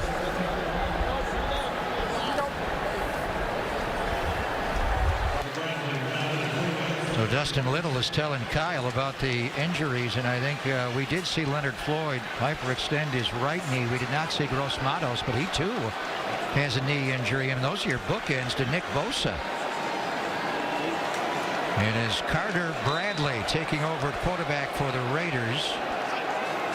He is Gus Bradley's son, a long-time NFL defensive coordinator and head coach. Raiders dump it out in the flat to Sincere McCormick, and he gets swarmed. So Bradley, an undrafted rookie out of South Alabama.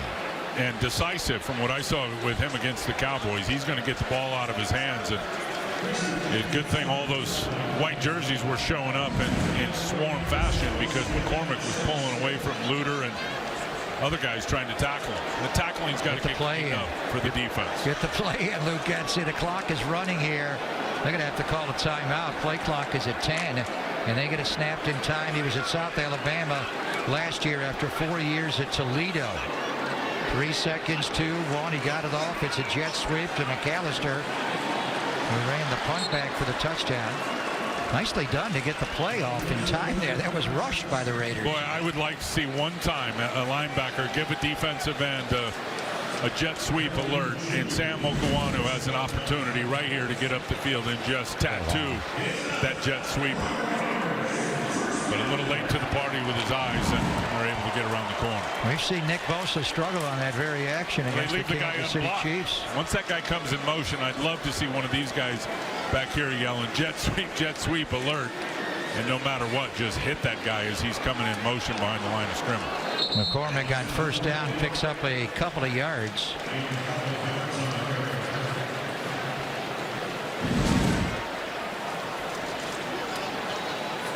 Doubling both guys inside. That's a good job. T.Y. McGill just fighting through and hanging with that double team. Not end up being a big gain. And that's what everybody wants to run at the 49ers. They want to double up the defensive tackles, get movement on them, and let the running back just pick an open area. T.Y. McGill came into Allegiant Stadium tonight rocking a Kobe Bryant 8 Lakers jersey. McCormick breaking tackles. And he runs for a first down before Tracy Walker III, the veteran safety, got him on the ground. D. Winters had a chance as he was getting blocked to get Sincere McCormick down to the ground, but ends up, you're going to see D right here. He's going to flash this way. He's getting blocked at the same time, gets his right arm out. Another missed tackle for the 49er defense. First and 10 Raiders on their 43-yard line. Blitz from the slot by Sam Womack. Gets picked up. Catch. Threw it a bit behind the target, but a nice adjustment on the catch there by Kighton. I think he had to. Connor Bradley, because Tatum Bethune is right there in the throwing lane. And he had to just kind of change his platform. He's going to see out here to the right. Watch the linebacker. Bethune is right there in the throwing lane, just out in front of his hands, and Keaton comes down with it. Nice ball. Looks like he may have got a fingertip on it. That is a 26-yard gain. Good throw there by Carter Bradley.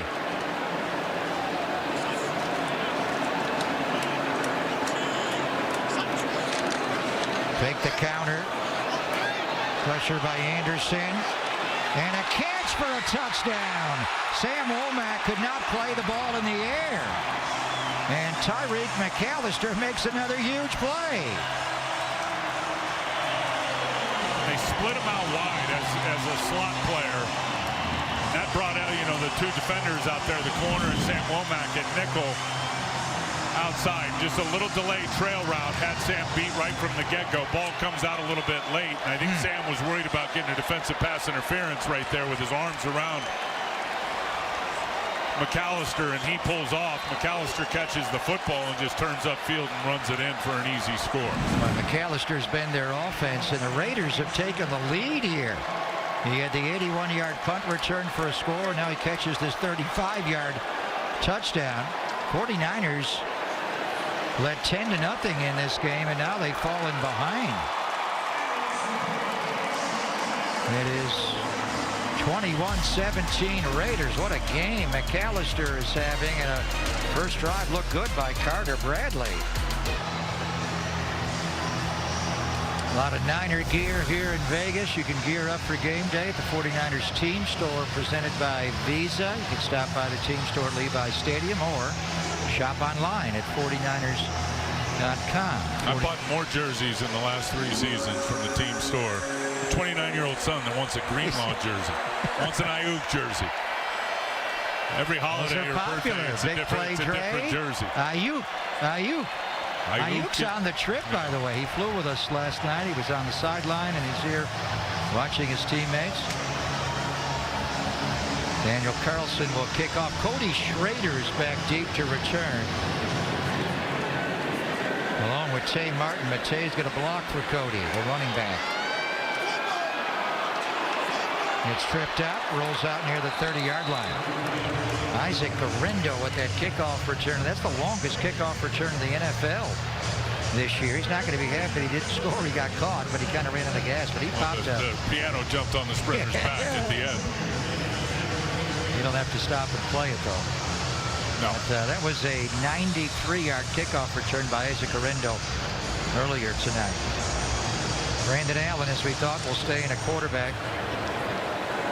And it will be Isaac Guerendo who will be the single back behind him. Play action. Dart over the middle. Caught by Jacob Cowing. First down, 49ers. Cowing is fearless now, and we've seen him do a little bit of everything. Here he's going to be to the right of your screen. He's going to be behind Robbie Chosen on a crossing route. Brandon Allen, there's a guy bearing down on him too, the opposite safety, and no effect on Jacob Cowing. Never even saw him. Eyes on the football the whole way. Good throw from Brandon Allen again. Cowing's first target tonight, 19-yard gain there, toss to Guerrero.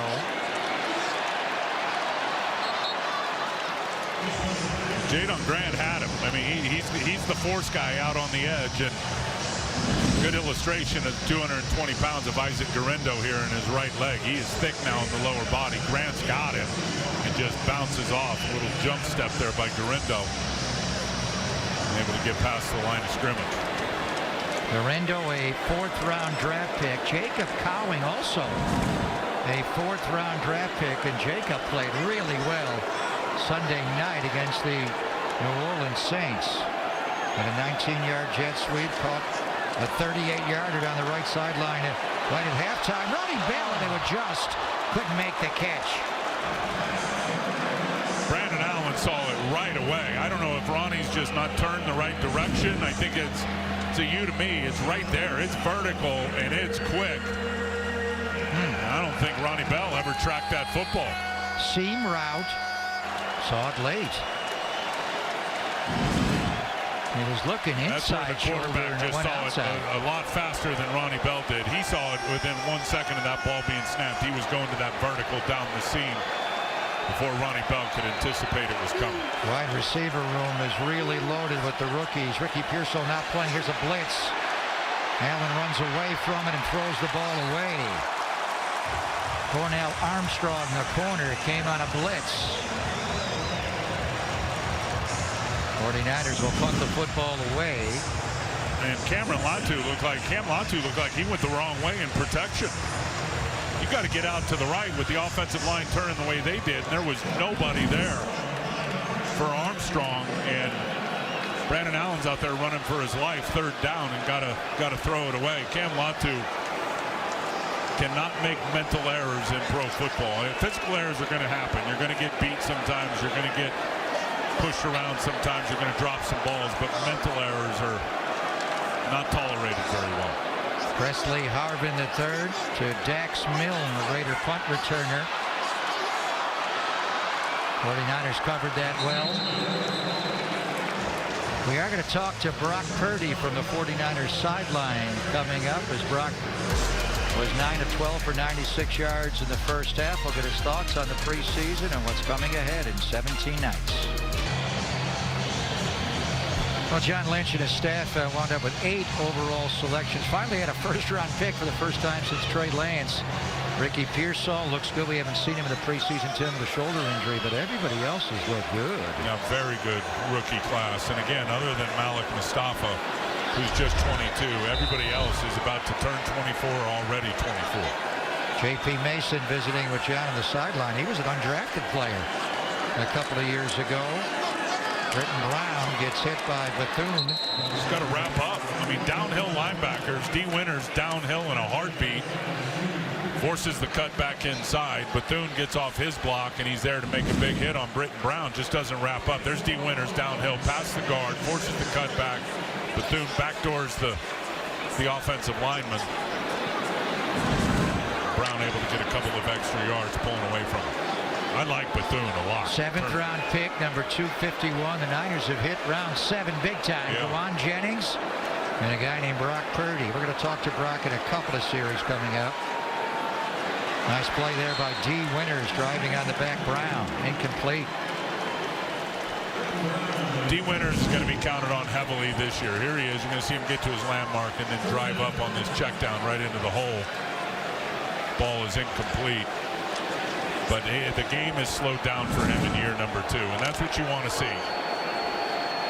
And with Dre Greenlaw and his Achilles injury in the Super Bowl, we're going to need to maximize the opportunities and the talents of D. Winters. 3rd down and 6. Dropped. Bullet there. And it was a catchable football, but not reeled in by Keaton. 49ers get the football back.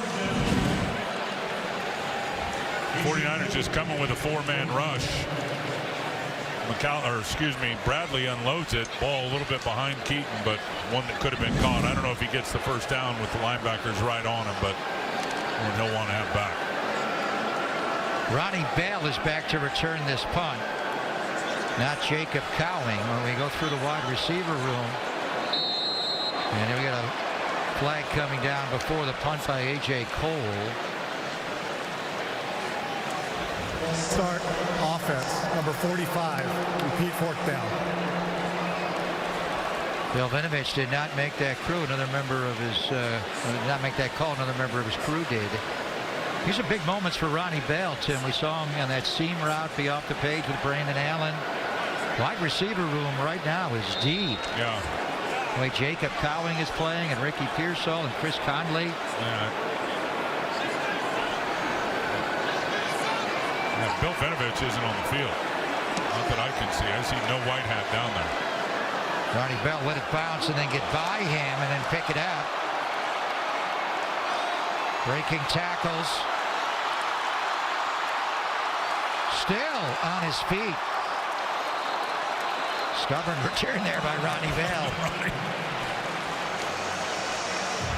Raiders lead 21-17 midway through this third quarter in Las Vegas. It is on now to Joshua Dobbs in this battle to be Brock's backup this year. He's played well in the preseason. 26 of 41 for 63%, 275 yards, and he's run for 2 touchdowns. Yeah, his escapability, has thrown it all over the place, thrown the deep ball, thrown the intermediate, thrown the check down, made a lot of plays with his legs, punched it in the end zone a couple of times. It's been impressive. He was electric on Sunday night against New Orleans in that second quarter, scoring on a 4th and 1. Garindo was the tail of the eye here. Nice cutback by Isaac Garindo.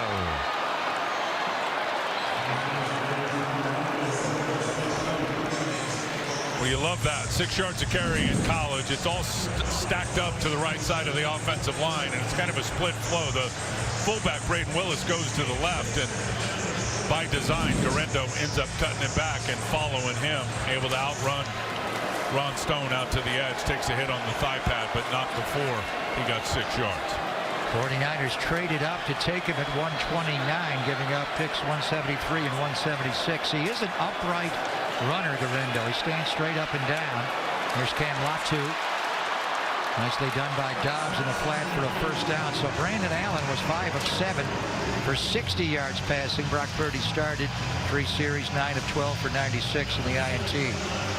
Both Dobbs and Allen have played well in 2.5 preseason games that they've been in. Dobbs has just been a better playmaker with his legs and making things happen. Both have gotten it out on time. Both have been pretty accurate, made some good throws. Both have had some drops and some miscommunication with the receivers. So it's been quite a battle for QB2.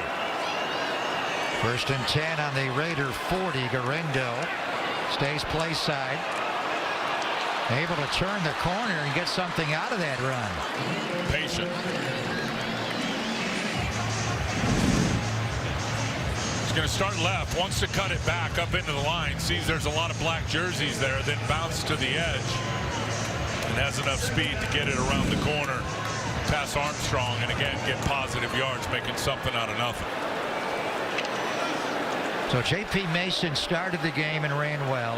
We have not seen Elijah Mitchell run this preseason. It went right to Garindo. A little bit of Patrick Taylor tonight.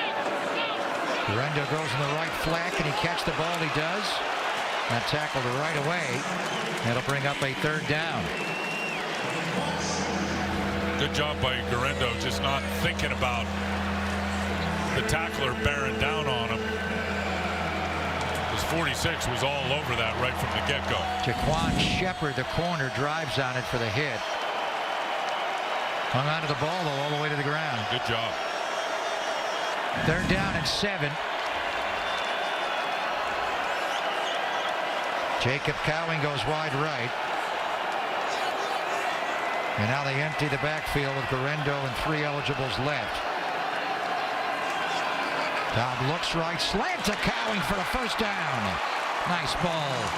Nice catch. It is Cowing. It is Jacob Cowing. And I love that because the pressure was coming. It's an empty set. There's not enough guys to protect with this pressure coming right up the gut. Joshua Dobbs recognizes it, knows he's got a hot out to the right. It's a slant. It's Jacob Cowing. Puts it on the number 3. Cowing comes down with it in traffic for a big first down. They hooked up a lot against New Orleans on Sunday night. The 38-yarder right before halftime is probably the play of the first half. Yeah, a little out and up, pump and go from the quarterback.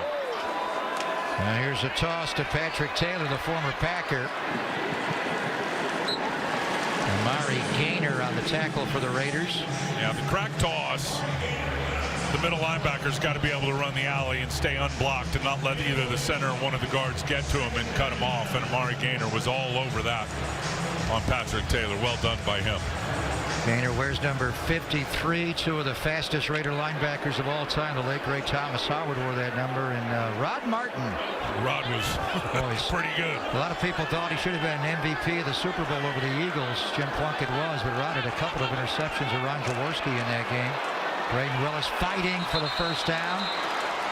And he's going to be dropped a couple of yards short, bringing up a 3rd down.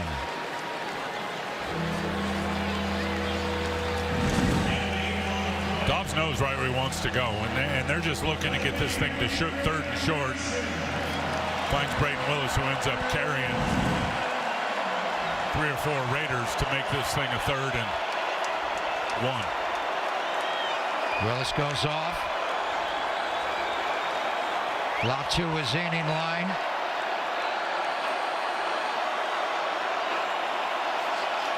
The give to Taylor. First down, 49ers and more. First and goal on the 6-yard line. Boy, good vision by Taylor. Good patience. Finds the crease out to the right side. A little jump cut right into that there, and then exploits it, and then just runs through the thigh-high tackle from Jadon Grant. Well done. Good vision, good burst, good finish. Patrick Taylor, a former Green Bay Packer the last 4 years. Josh Jacobs, the great Raider running back, is now in Green Bay as their lead running back. How's that going to change their offense with Jordan Love? Well, he's a good player, Josh Jacobs.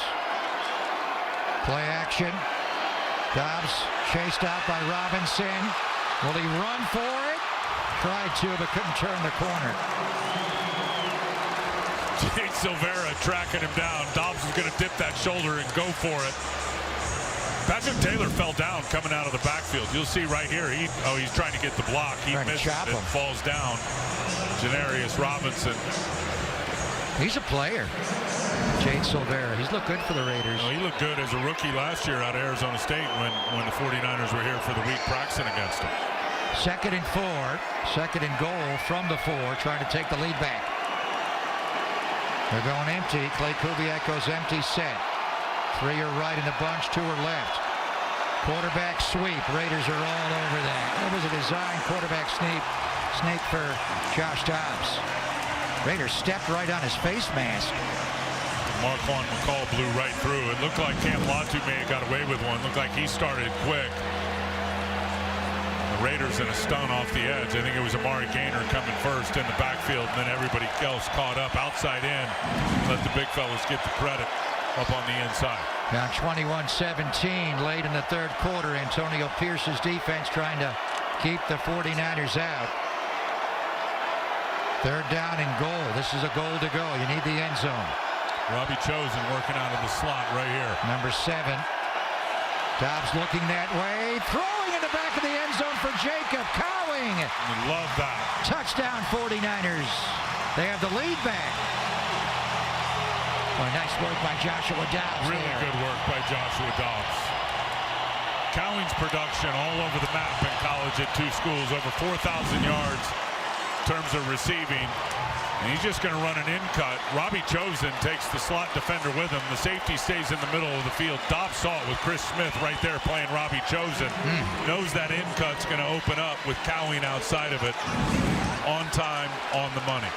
Well, Josh Dobbs and Jacob Cowing have a nice chemistry going. Jake Moody with a point after to give the 49ers a 3-point lead at 21. Right down the field they go. Jacob Cowing from Joshua Dobbs. And the 49ers have the lead back. They are pumped up here in Vegas.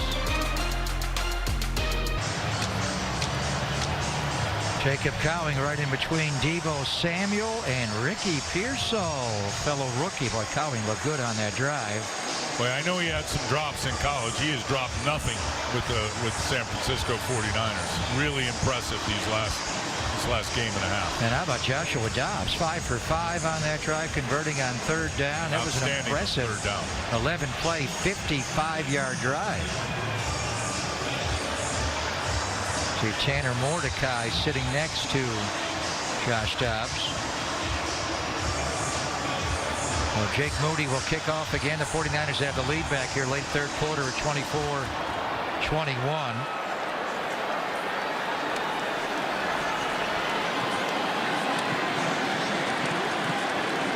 Mason Klein on the tackle of Tulu Griffin, the wide receiver for the Raiders. Mason Klein's an interesting guy, a young tight end who played college basketball too. He was a big target. Guy who's still just figuring out how to play football. You said it. Big target. 6'6". Every bit of it. There goes Carter Bradley again. His dad is the great defensive mind, Gus Bradley. One of the patriarchs of Pete Carroll's cover 3 defense. Now the Colts defensive coordinator, they fake the toss and the roll right. Nicely done as he gets Shanker, the tight end, down the sideline. Good action there. Brock Purdy going to join us downstairs. Brock, tell me about Josh Dobbs on that last drive, hitting Jacob Cowing for the touchdown. They look sharp. Yeah, they look great. Josh obviously taking what the defense gives him, and on that third down, he hit him on a slant. And then 3rd and 10 right there. Tight window throw, but that was the exact spot it needed to go, and Josh was on time. Jacob ran a great route, and man, they got a great connection going, so it's pretty sweet to see. Tell me about 2/5 of your arsenal being able to start with you tonight. It didn't take long with Deebo Samuel. Yeah, it felt nice. Obviously, first play, being able to push the ball down the field, give Deebo an op, have him come down with it, and just feel it again, man. Felt like, sort of like last year where we were at with our guys being out in the field making plays, and so to be able to start the game off like that was sweet, and then punch in a touchdown with JP Mason, get some field goals in, so felt good with all the guys. Holding offense, number 82.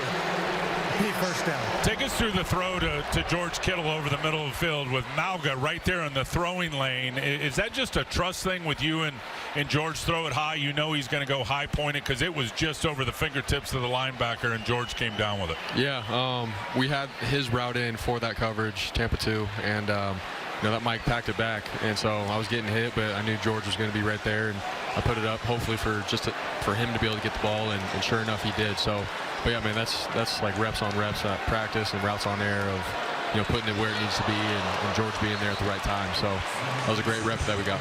Brock, rewind to last year and still trying to get healthy and no preseason action, and then you come out and last week you didn't have your weapons. Obviously you were playing it safe, took a couple of hits, you had some grass stains on your shoulder pads tonight. How important has it been for you over these last couple of weeks to get game reps? Yeah, it's huge, man. Practice is great, going against our defense and everything, it's awesome. But getting ready for a game, coming out, taking hits, third downs getting loud, being in the moment of stepping up in the pocket and ripping the ball, like those are all things that you can't emulate at practice. So to be able to come out in the preseason game and work on those kinds of things, it's huge, man. So for me, for all the other guys, George and Deebo, and for us to get hit, like that's part of the game, and you got to feel that. So these preseason games, man, are huge for us, as starters. So. All right, you say you want to know the offense and the plays like a coach. Give us your assessment of Clay Kubiak through these first 2.5 games as a play caller. Yeah, he's been great, man. Obviously we're running our base stuff and whatnot, so I know that he can get even more creative than what we're running and showing out here. But man, he's smart. He's going to be a great play caller, and he runs our meetings and breaks things down for us, and to come out here and have him call the plays officially, it's been sweet, and we've been able to put some drives together. So all credit to Clay Kubiak, man. You're a guy who lives in the moment. Have you started to look at Robert Saleh and the New York Jets defense? And if not, when do you start doing that, Brock? Yeah, we'll start that up soon. After this game, we're going to obviously probably get after it. But, we haven't looked at much yet. I know the coaches have definitely looked at some stuff. But the good thing is, their scheme is pretty similar, obviously, from what our guys run. So being able to get some reps at camp with guys like Fred and how our defense calls plays, that's been good for me and obviously all the other guys. But we're going to get after it after this game ends, and excited to take on the Jets, man. Well, they got some great players, and schematically, obviously with Robert Saleh being here for a while, it's exactly, and they got their own wrinkles, but I can't imagine. It'll be game tempo and a game mentality. I can't believe they're going to make it any harder than our defense makes it on you in practice. 100%, man. It's going to be about playing fast, physical. That's what it comes down to. You can call some great scheme plays and stuff, and that matters. But at the end of the day, man, it's football. It's 11 on 11. It comes down to getting momentum and making plays and taking hits and getting back up. So that's what it's going to come down to. Thank you, Brock. That's the end of the third quarter here. Deebo Samuel visiting with Kyle Shanahan. We'll go to the fourth quarter in Vegas with the Niners up 24-21. A.J. Cole punts to Ronnie Bell. And that'll bounce and go into the end zone. Nice deke job by Ronnie. Deked everybody out. It's a touchback, and you don't see too many of those from A.J. Cole. What a great punter he is. So Joshua Dobbs, Brock Purdy was impressed what Dobbs did on that last drive, going 5 for 5 and 38 yards and the touchdown pass to Jacob Cowing. So this battle is legit right now. No question. And you can have 3 quarterbacks on the roster. You could have 2 on the roster, 1 on the practice squad. They'll likely keep 3. But on game day, the third quarterback can't play unless there's an emergency with the first 2 quarterbacks, Tim. So it's important to pick who is going to be the backup quarterback. Wide throw there by Dobbs trying to hit Trent Taylor. Dobbs limping a little bit after that throw.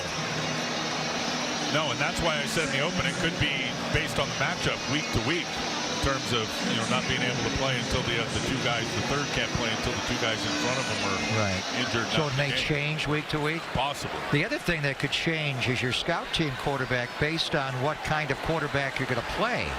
If it's more of a pocket quarterback like Aaron Rodgers and Matthew Stafford, you'd have Brandon Allen do it. If it's a running quarterback, you may have Josh Dobbs do it. There's Garendo. Did Aaron Rodgers become a pocket quarterback? He can do it all. No, he's just about at 40 coming years back old, off an Achilles.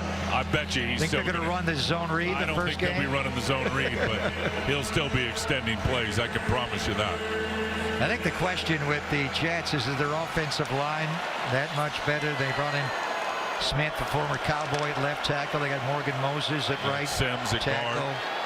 Are they going to be able to block Nick Bosa in the gold rush? And how bad is the injury to Leonard Floyd with a hyperextended knee? And we also learned about Yetur Gross-Matos having a knee injury a couple of snaps before the Floyd injury. Full start here on the 49ers.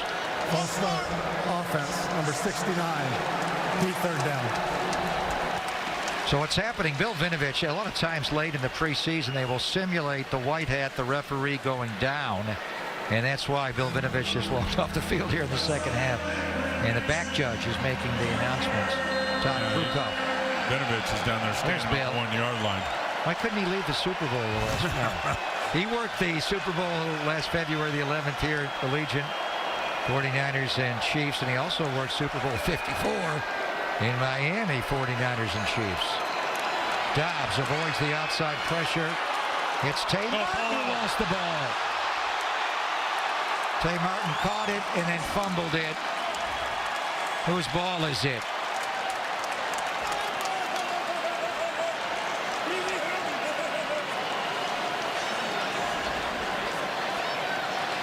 Raiders ball. Was it a clear catch and fumble by Tay Martin? A really good job by Dobbs because they're showing pressure. Then they all bail out. Tay Martin's going to cut outside and then basically just stop. Looks like he had started a football move. Hard to tell from that angle to protect himself after he had possession of the football. We'll get a better look at it right here. Down to his belly, had the ball long enough before he got batted out. Now the question is, was his right knee down before the ball got batted out? It is a turnover, so you don't have to challenge. This is reviewed back in New York. Raiders are breaking the huddle, and they're saying, hold on a minute, we have to confirm the turnover. Let's take another look at it. You're saying his knee may be down? I'm not sure if the ball's not coming out yet, He fumbled there. Yeah, neither knee was down. It looked like both legs were he was still on his 2 feet before that ball came. And the referee Sav confirmed it. It's a catch fumble by Tay Martin, and that's a takeover by the Raiders inside the 49 or 30-yard line. Bradley get a counter play action. Slide to his left. Well, McAllister's having a huge game for the Raiders. He's way down on the depth chart. Did he just play his way onto their 53-man roster tonight? A good time for Carter Bradley for that route to develop behind the linebackers and in front of Chase Lucas, who I think is playing nickel. McAllister's had an 81-yard punt return for a touchdown, a 35-yard catch, and here he has a 21-yard catch. The earlier one was for a touchdown. He's got 2 touchdowns tonight. We're at 32 all over the field. Looks like Marcus Allen. Nicely done by the Niners there. Flag came in very late. They get a hold on the Raiders way at the end of the play, it looked like. Personal foul, defense. No. 49. Whoa. He went low. Came in low, I think, on a pulling blocker. Mahoney, the safety. Oh, he tries to cut the Yeah, lineman. He kind of missed him. That's not a good call. He missed Coker out in space. Yeah, he dipped under Coker to have an impact on the tackle, and they took that as he was going through the legs of making a business decision of Coker. To me, that's not a good call. Jalen Mahoney, undrafted rookie out of Vanderbilt, will make 45 starts for Vandy. And that'll give the Raiders a 1st and goal on the 4-yard line. 2 minutes into this 4th quarter. The Raiders trying to take the lead back. They're moving people all over Bradley's the place. moving everybody. They are all misaligned. Nice hop in the back. He's a coach's son. Gus Bradley's son. High snap from center. Somehow they got that play off. Bethune wasn't having any of it. Talked about pulling the trigger and getting inside there. Downhill, tackles it right away. Lets everybody know. It's good patience. Sees it develop and immediately downhill. That's what you love out of linebackers. Bethune's been able to do that all the training camp. 2nd and goal, Raiders on the 49er 3-yard line, looking to take the lead back. Shanker, the tight end, lines up as an offset fullback, and he goes in the flat. He's wide open, and he had a touchdown there, and Bradley missed him. Bradley sailed it just high enough. Mahoney just a little bit late to the party. There it is there, and he gets picked. That's what they're counting on, is the safety getting picked. Bradley let it sail a little bit. Shanker could only get one hand on it. That is John Gruden's Spider 2 wide banana. You love that play. I love that play. 3rd and goal. 3-yard line.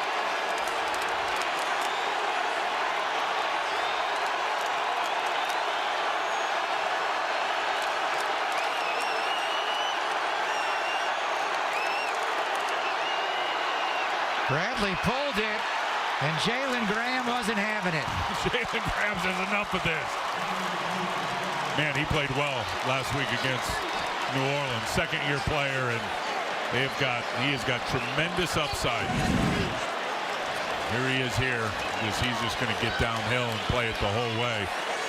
Good eyes on the quarterback. That's a good call from Nick Sorensen, too, telling the defensive end. And everyone, people love to run the zone read down here in the deep red zone, tight red zone, and good call from Sorensen. Antonio Pierce is going forward on 4th down. What's Luke Getsy going to call here? Bradley looks left, going for a lob. Intercepted by Darrell Luter Jr. What a play. Darrell knew that was coming the whole way, and in phase, just like we saw at the end of the game last week, never loses contact with Keys, the receiver.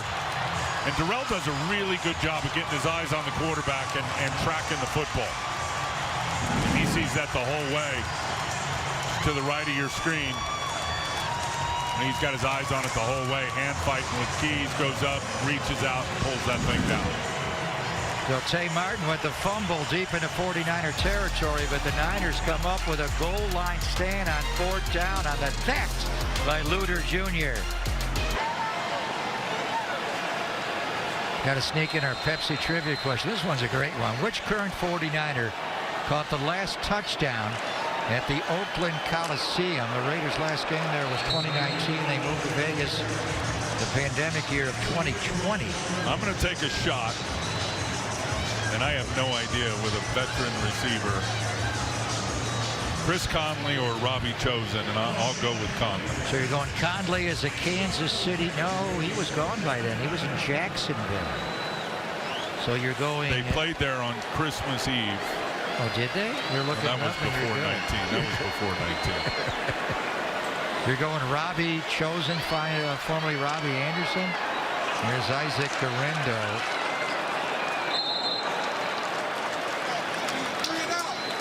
It is the Raiders and the 49ers in the preseason, but it's just not the same with them not being in the Bay. 42nd time they're playing in the preseason. 49ers have won 21, the Raiders 20. And this game is 24-21.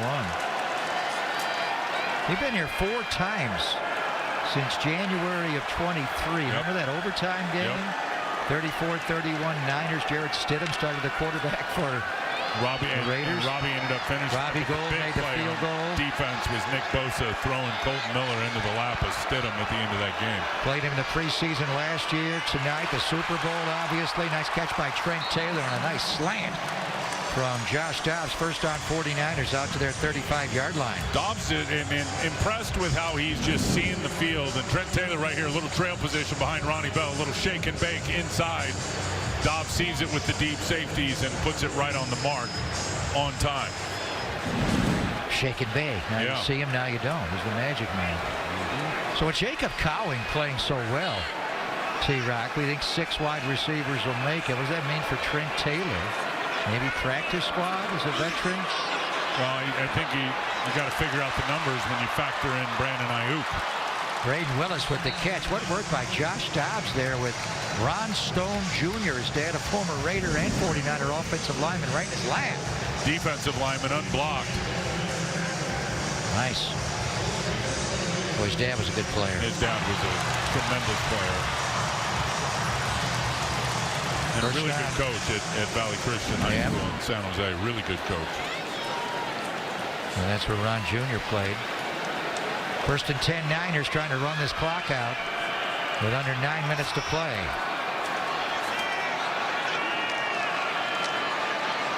That's Matt Breida getting a carry here late in the game. A Cheetah back.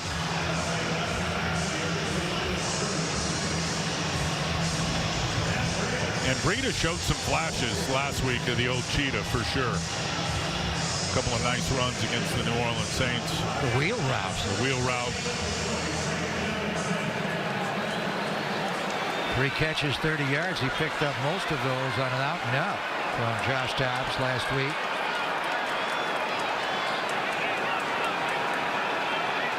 Second and 10. They'll run Breida again. Keeps the play side into Raider territory, setting up a 3rd down and manageable there. And good vision there by Breida. He's trying to read that defensive tackle, and Jarrett Kingston, the rookie 6th rounder out of USC, is blocking him. It's right there, and it's a good job by the D lineman, but Breida keeps pressing it. Eventually, Kingston's able to get in position, and then Breida exploits it to get him here to this 3rd and 5. Breida's been a good Niner. 3 years with the Niners, 2017 through 19, led the Niners in rushing.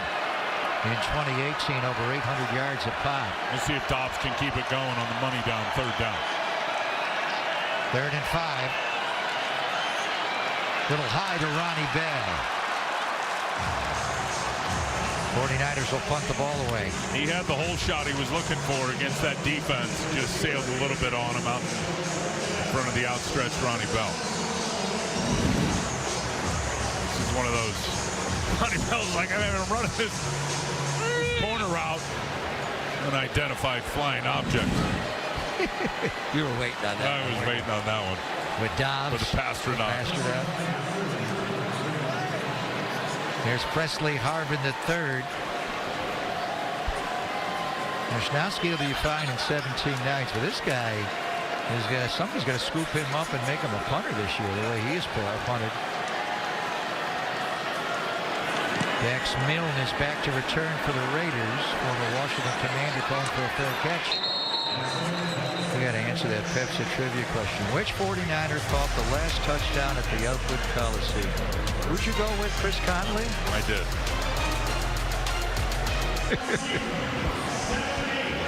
It's Tim Ryan, right? Which current 49er caught the last TD at the Oakland Coliseum? Our Pepsi trivia question. We're taking you back December the 15th of 2019. You nailed it. Chris Conley from Gardner Minshew with a touchdown in the final 30 seconds of the game. He actually caught 2 touchdowns in the fourth quarter. Jacksonville was down 16-6, and he had 2 touchdowns in the fourth quarter, and the Jaguars spoil the Raiders. Farewell to Oakland. There's Gardner Minshew now. He's going to be the starter for the Las Vegas Raiders, and Chris Conley, who still can do it in year number 10. Well, I'm impressed here. Chris Conley that year in Jacksonville had 5 touchdown catches. The year before in Kansas City he had 5. He has 15 in his career. Yeah, and as a trusted player, no question about it. Former third-round pick to the Kansas City Chiefs. And I think the thing about him is he's really smart. So he's going to read the coverage the right way. He's going to exploit it, get to the right spot. But in year 10, and remember he ran 4.34, whatever it was when he came out. He has still got that long speed. And uncharacteristically is still a major factor on special teams in year 10. Bradley misses Brown in the right flat, covered by Chase Lucas. Third down coming up for the Raiders. Now we talked about 6 wide receivers being on the team. We're hopeful Brandon Ayuk will be in the mix with Debo and Jawan Jennings. I think Conley makes the team as a gunner. Absolutely. And then you've got the 2 young guys, Ricky Pearsall. We'll see about the shoulder injury, Tim, and Jacob Cowling. Yeah, and whenever Chris played last year, he made big plays, period, into the season, into the playoffs, and has done nothing to disappoint this year in training camp. Caught a huge 17-yarder in that last touchdown drive from Brock Purdy. Evan Anderson with a little pressure. The big fella forcing that screen out quick, and it couldn't develop. You see Big Ev just slip the hands of the 66. the right guard who lets him go. And in the backfield, big man moving. Carter Bradley had to unload that before things could develop in front of him. And he has played better. He's been a free agent. They paid some money to get him. Paid some money to get it. You didn't really see the fit in terms of all the penetration that 49ers asked their D-line to do, but he has gotten better as training camp has gone on, without question. A.J. Cole, flag comes down as Ronnie Bell makes the catch inside the 30. Nice return by Ronnie Bell out across the 40.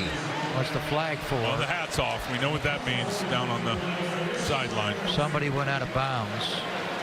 Probably on the Raiders, one of their gunners ran out of bounds.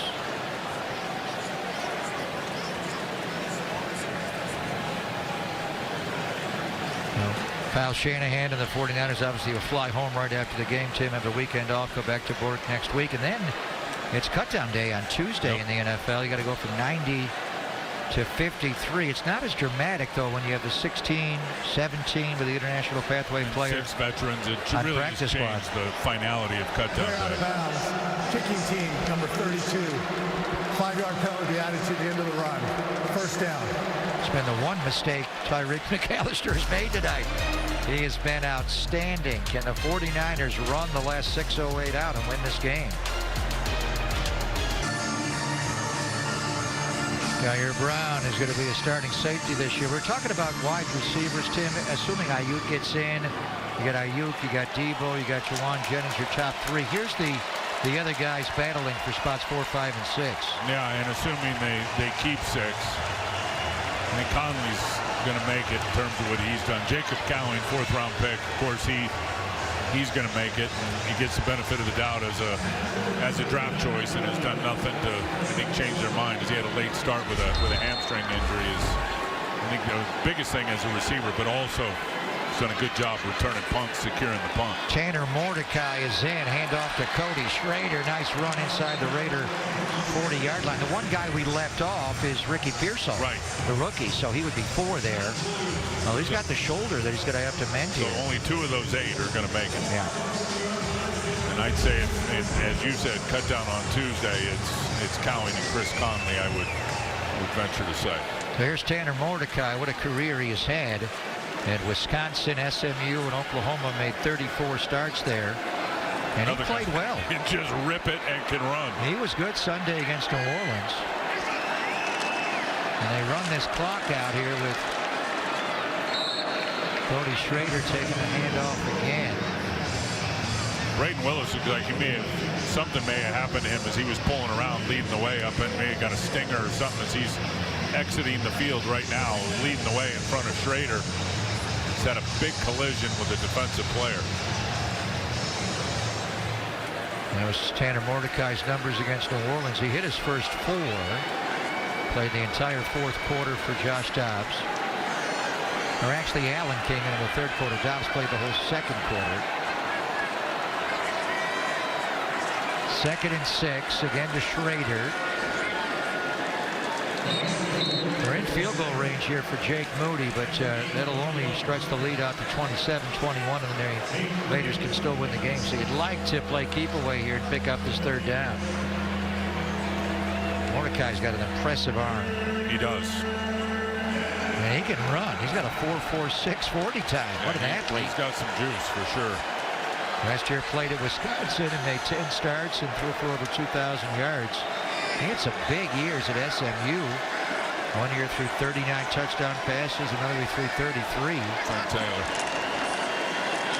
Cody Schrader able to break a tackle and run for a 1st down. No, and he just pulled the big defensive lineman for an extra 2 or 3 yards to get the line to gain, and Jay Silvera goes about 320. For a measurement. Timeout. They are going to measure here. It's going to be one of those virtual measurements. It's like he's got him by the V of his neck on his jersey, and he just pulls through it. Spot is right on the 30-yard line, so this is going to be close. I'm saying from up here, it's 3 lengths short, and we won't get to see that anymore with the virtual digitized 3rd down tool they use now. They're saying short by that black marker there where you had to get it would be 1st down. This is going back to New York for the virtual measurement they've done in some NFL stadiums this year. Checking out the Hawkeye technology. Now they're saying 4th and 1, or we're saying he's short. Well, you are Tim Hawkeye Ryan. I told you. You nailed it last week. I still like the Does Kyle want to challenge the spot? 4th down. Are you going to challenge the spot? I don't think so. He's going to go for it on 4th down. Yeah, he is. That's Clay Kubiak going to call from upstairs. See if the Raiders jump into that gaps defense covering everybody up inside. Got a little bubble off left guard if he wants to sneak it. He does. He got it. He's got the 1st down. Tanner Mordecai. They left a little gap there, Tim, off left guard, and Mordecai picked it up. Yeah, it was that 2nd effort behind Drake Nugent at center. Alarcon looks like he got off a little bit early, got some good movement, but Mordecai with 2nd effort is able to slide to the left just a little bit and keep those legs driving. 1st down, 49ers. Antonio Pierce not calling a timeout yet. He has all 3 timeouts to use. You have the 2-minute warning coming, but right now we got 3 minutes to play in the game. See if Mordecai can chew on this clock as long as possible before he snaps the ball. Toss to Schrader. Let's see if they call a timeout now. It is not. Yeah, I think he just did. He just did. See if they give him more time on the clock. Put ahead of the 2:47. Timeout. Las Vegas. Please put 248 on the game. 248. Jake Tonjes That's trying their to first timeout. assume the role of Kyle Juszczyk, and that's a boss play. The back on a safety leading the way. The ball cut up inside of him, and that is not easy for a lot of tight ends that haven't played a lot of fullback, that lead block. And that's one thing he's frankly going to have to work on. You know, he can run routes, he's got hands, he can catch, but, you know, is he going to be a good enough blocker? He's a guy to keep around, though. He he went to Cal after Los Gatos High and was a Bear. And 4 games with the Bears, and I'm impressed with him as a receiver. Certainly that's difficult, having to play some fullback. Braden Willis has done the same thing, and it's been the same results as the lead blocker. But this guy's, Jake Tonjes, has got a lot to him as a receiver when he gets the ball in his hands. Smart, doing the right thing. He's got a good chance of making it. So you got Kittle, Saubert, Willis, or 3. Do you keep a 4th? And who would that 4th be? Mordecai going to keep it. Throw it. Caught by Ronnie Bell. Stay in bounds now.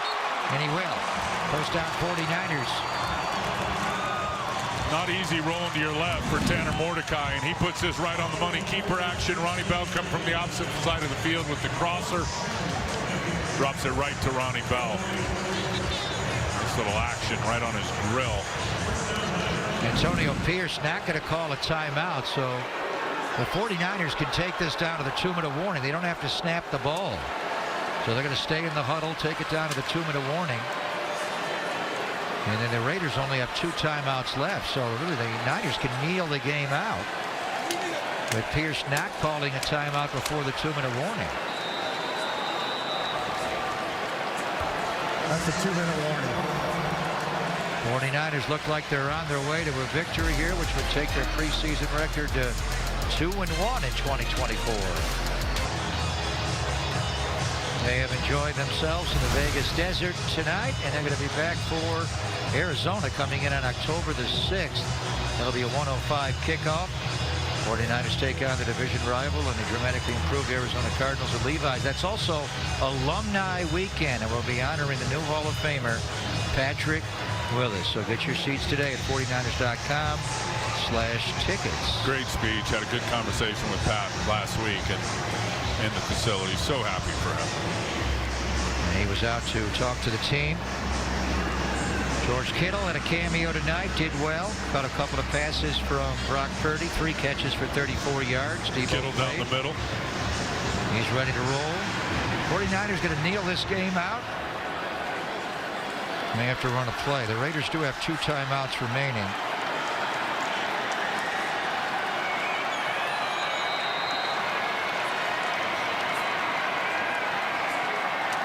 Give it to Schrader off the left side. Flag came down. That'll stop the clock, and the 49ers held. He didn't want to do that. Well, this game's not over now. Holding. Offense, number 66. Repeat, first down. Correction. Decline the foul. Go for the play, second down. They declined the penalty. Drake Nugent at center.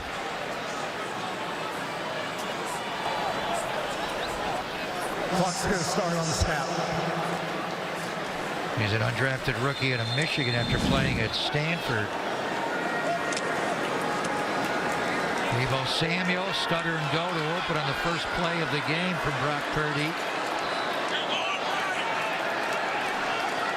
So it is 2nd and 10. They want the down, is why they decline the penalty. Schrader, nice swerving run, takes it down to the 10-yard line. Timeout Raiders. And now it's 3rd down. So this game is not over. The 49ers could not kneel down on it. Las Vegas, second of the half. Cody Schrader just dipping 30-second timeout. around Emerson Smith, the defensive end, up inside, and then breaks back to the right. Gets this thing down just past the 10-yard line. You know, we saw Cody Schrader the first couple of games of the preseason. Tonight we saw Isaac Guerrero, and he was really impressive. Guerrero with that 93-yard kickoff return. Also as a runner tonight, 11 carries in the game for 32 yards. There's not a lot of guys that are 220 pounds that run 4.33. DK Metcalf, the only guy in the NFL that does it along with him. 49ers need to convert here on 3rd down to end this game. Mordecai quarterback draws, not going to do it. 4th down coming up. Raiders have 1 timeout left. Mason Pine went early on that play, didn't get called. Las Vegas, 3rd and final timeout of the half.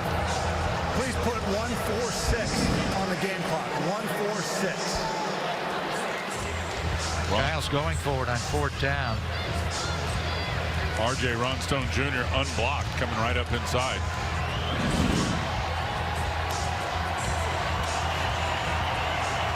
Well, this is to end the game. Pick it up on 4th down.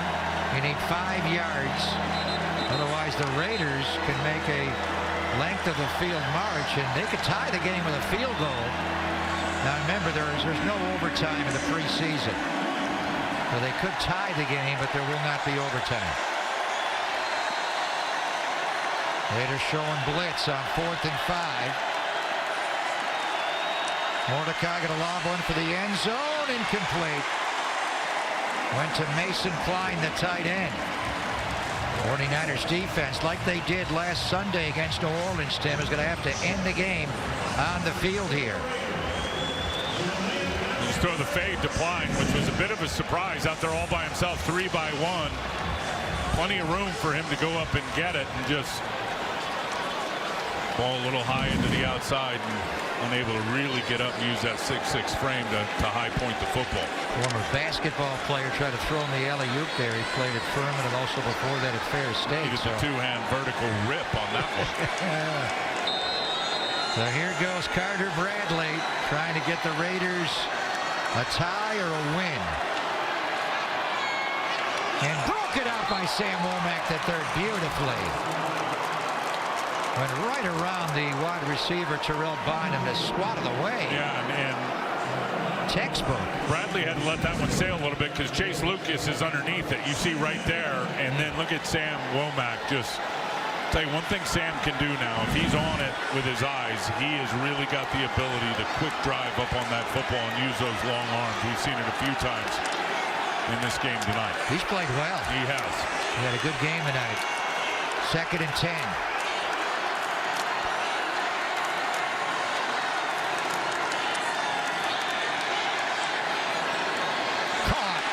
Inbounds. They got to hurry up. The Raiders are out of timeouts. Keaton makes the catch on the sideline, the undrafted rookie from Tennessee. Well, that was a heck of a throw over Jalen Graham and in front of the safety, Tracy Rogers. Carter Bradley back. Trying to work the sideline. Keaton, will he get out of bounds? Yes. Darrell Luter Jr. cannot keep him inbounds. He's out to stop the clock with 71 seconds to play in the game. And how long was that field goal they kicked last week against the Cowboys? It was like 66 or 67 yards. It was Aubrey, the Cowboys, that made it against the Raiders. Yeah, that's but right. Daniel Carlson's got a strong leg. Yeah. He's made a 57-yard field goal a couple of years ago. He's one of the best long kickers in football from 50-plus yards. Over the middle and caught by Fotheringham. The Raiders have reached the 49er 40 with a minute to go in the game. Great throw. Great throw beats good coverage, and that was good coverage by Mahoney.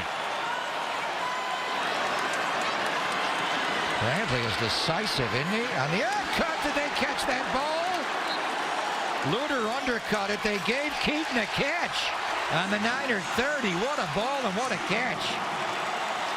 We're under 2 minutes to go in the game, so that would be reviewed. Did he catch that ball and stay in bounds? All of a sudden, they're in field goal stopping range. and taking a look at it. This goes upstairs automatically. Is under review. Ramel Keaton, the undrafted rookie from Tennessee, right in front of the head coach, Antonio Pierce, working the sideline. Looks like Luter got a fingertip on him, too. He's out. Like his knee was out and the left foot was up before he had possession of that ball. Did the other knee get down? One knee equals 2 feet, wrote John Madden. I don't know. But good work about Let's take another look at it. Bradley is really decisive. So there's possession. Now he's out. And there's only the left foot's up off the ground, right foot is down, the knee goes down out of bounds. He didn't get either foot down. I don't think and the that's knee going to was be a out. catch. Yeah, that'll put the ball back to midfield. But Ramel Keaton, a nice effort there.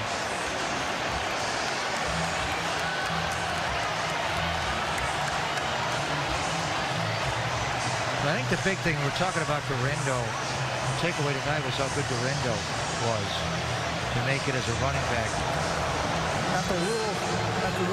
After review, incomplete pass. Well, we'll go back near midfield. And Jacob Cowing the last couple of weeks, Tim. So I think these both fourth round rookies solidified their roster spots. Wide receiver and running back. Yes. And then Guerrero could be your kickoff returner, and Cowing could be your punt returner. Correct. Not a bad fourth round this year. Second down. It's 2nd and 10. 51 seconds on the game clock, please. 51 seconds. Bill Vinovich took a good half to take over. What an opportunity to evaluate these two guys right here. Sam Womack and Darrell Luter Jr. Just like last week. There goes Bradley. Over the middle. Oh, he made a one-hand catch, did Keaton on Womack. What a catch that was. Unbelievable. What a throw, throwing him open. Sam was in good position in a trail position. Now they'll clock the ball and stop it at 35 seconds to Carter go in the Bradley, game. he is a gunslinger now. I saw it last week on tape. When he's decisive, he lets it rip into your right. It's a little in cut right there. Sam in good position, and again, he just throws it out where only his guy can get it. And Keaton goes out there with one arm and rips it back into his body. And talking to the Raider coaches before the game, Bradley was really indecisive. Early in training camp, he just would not trust it, would not rip it. Last week, he had a good game here against Dallas, and he's ripping it tonight.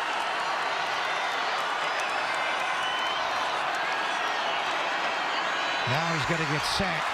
Okuwano, and that clock's go. Okuwano, and that clock's go. Okuwano, and that clock's go. Okuwano with a huge sack, which may end the game. Raiders going to clock it. It's 3rd down. Now you've left yourself one shot. And it's 4th down and 15. What an impact play by Sam Okuwano. Reset the game. Antonio Pierce knows it. The sack Well, you know was what the they're only going to thing do? that could really kill it. So they're going to kick the field goal here. So that's sacked by Okuwano. Try to get out of here with a tie. So we're not going to play the overtime. No. They did away with that. So Okuwano with a huge sack. So now they'll bring in the great Daniel Carlson, who was 26 of 30 a year ago, to kick this field goal. It'll be a 43-yarder from the left hash mark to tie the game at 24. And he's right down the middle. We will have one kickoff, but the game is tied with 16 seconds to go. Good game. Really good preseason A little bit game. of everything. Good special teams in terms of returns, not great coverage.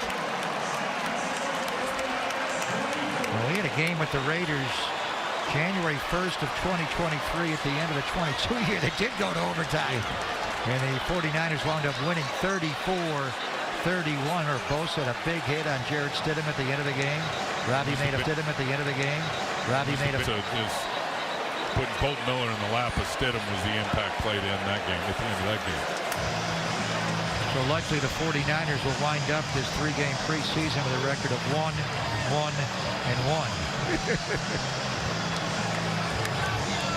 And the Raiders would go 0-2-1. They lost both of their preseason games. You mentioned their openers against the LA Chargers. Their first 2 games are on the road, the Raiders, at the Chargers, at the Ravens. They got both Harbaugh brothers right away to open the year, Jim and then John, before they play their home opener against Carolina. Now, with the new dynamic kickoff, we shouldn't just say that the game ends in a tie. Let's see what the 49ers can do on kickoff return here. They're not going to put Guerrero back here. They're going to leave Cody Schrader back there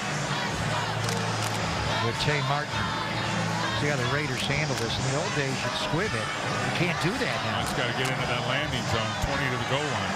See if he gets a line drive and makes it bounce inside the 20. He's just going to touch it back or blast it. And he's got a strong leg. This will go out to the 30-yard line now. Do you just kneel it out and take the tie, or do you go for a Hail Mary? Hail Mary from the 30. Hook and ladder? Yeah, hook and ladder, maybe. 49ers do have 3 timeouts left, so you could get the ball to midfield. But an out cut here. Am I overthinking it? Just kneel it out and let's fly home. And they're going to run a play. They're sending trips right. Ronnie Bell left. Mordecai going to load up here. Step up. And it's juggled and dropped by Trent Taylor. Boy, had he caught that penalty. ball. They're going to get a hit on Trent Taylor, I think, defenseless.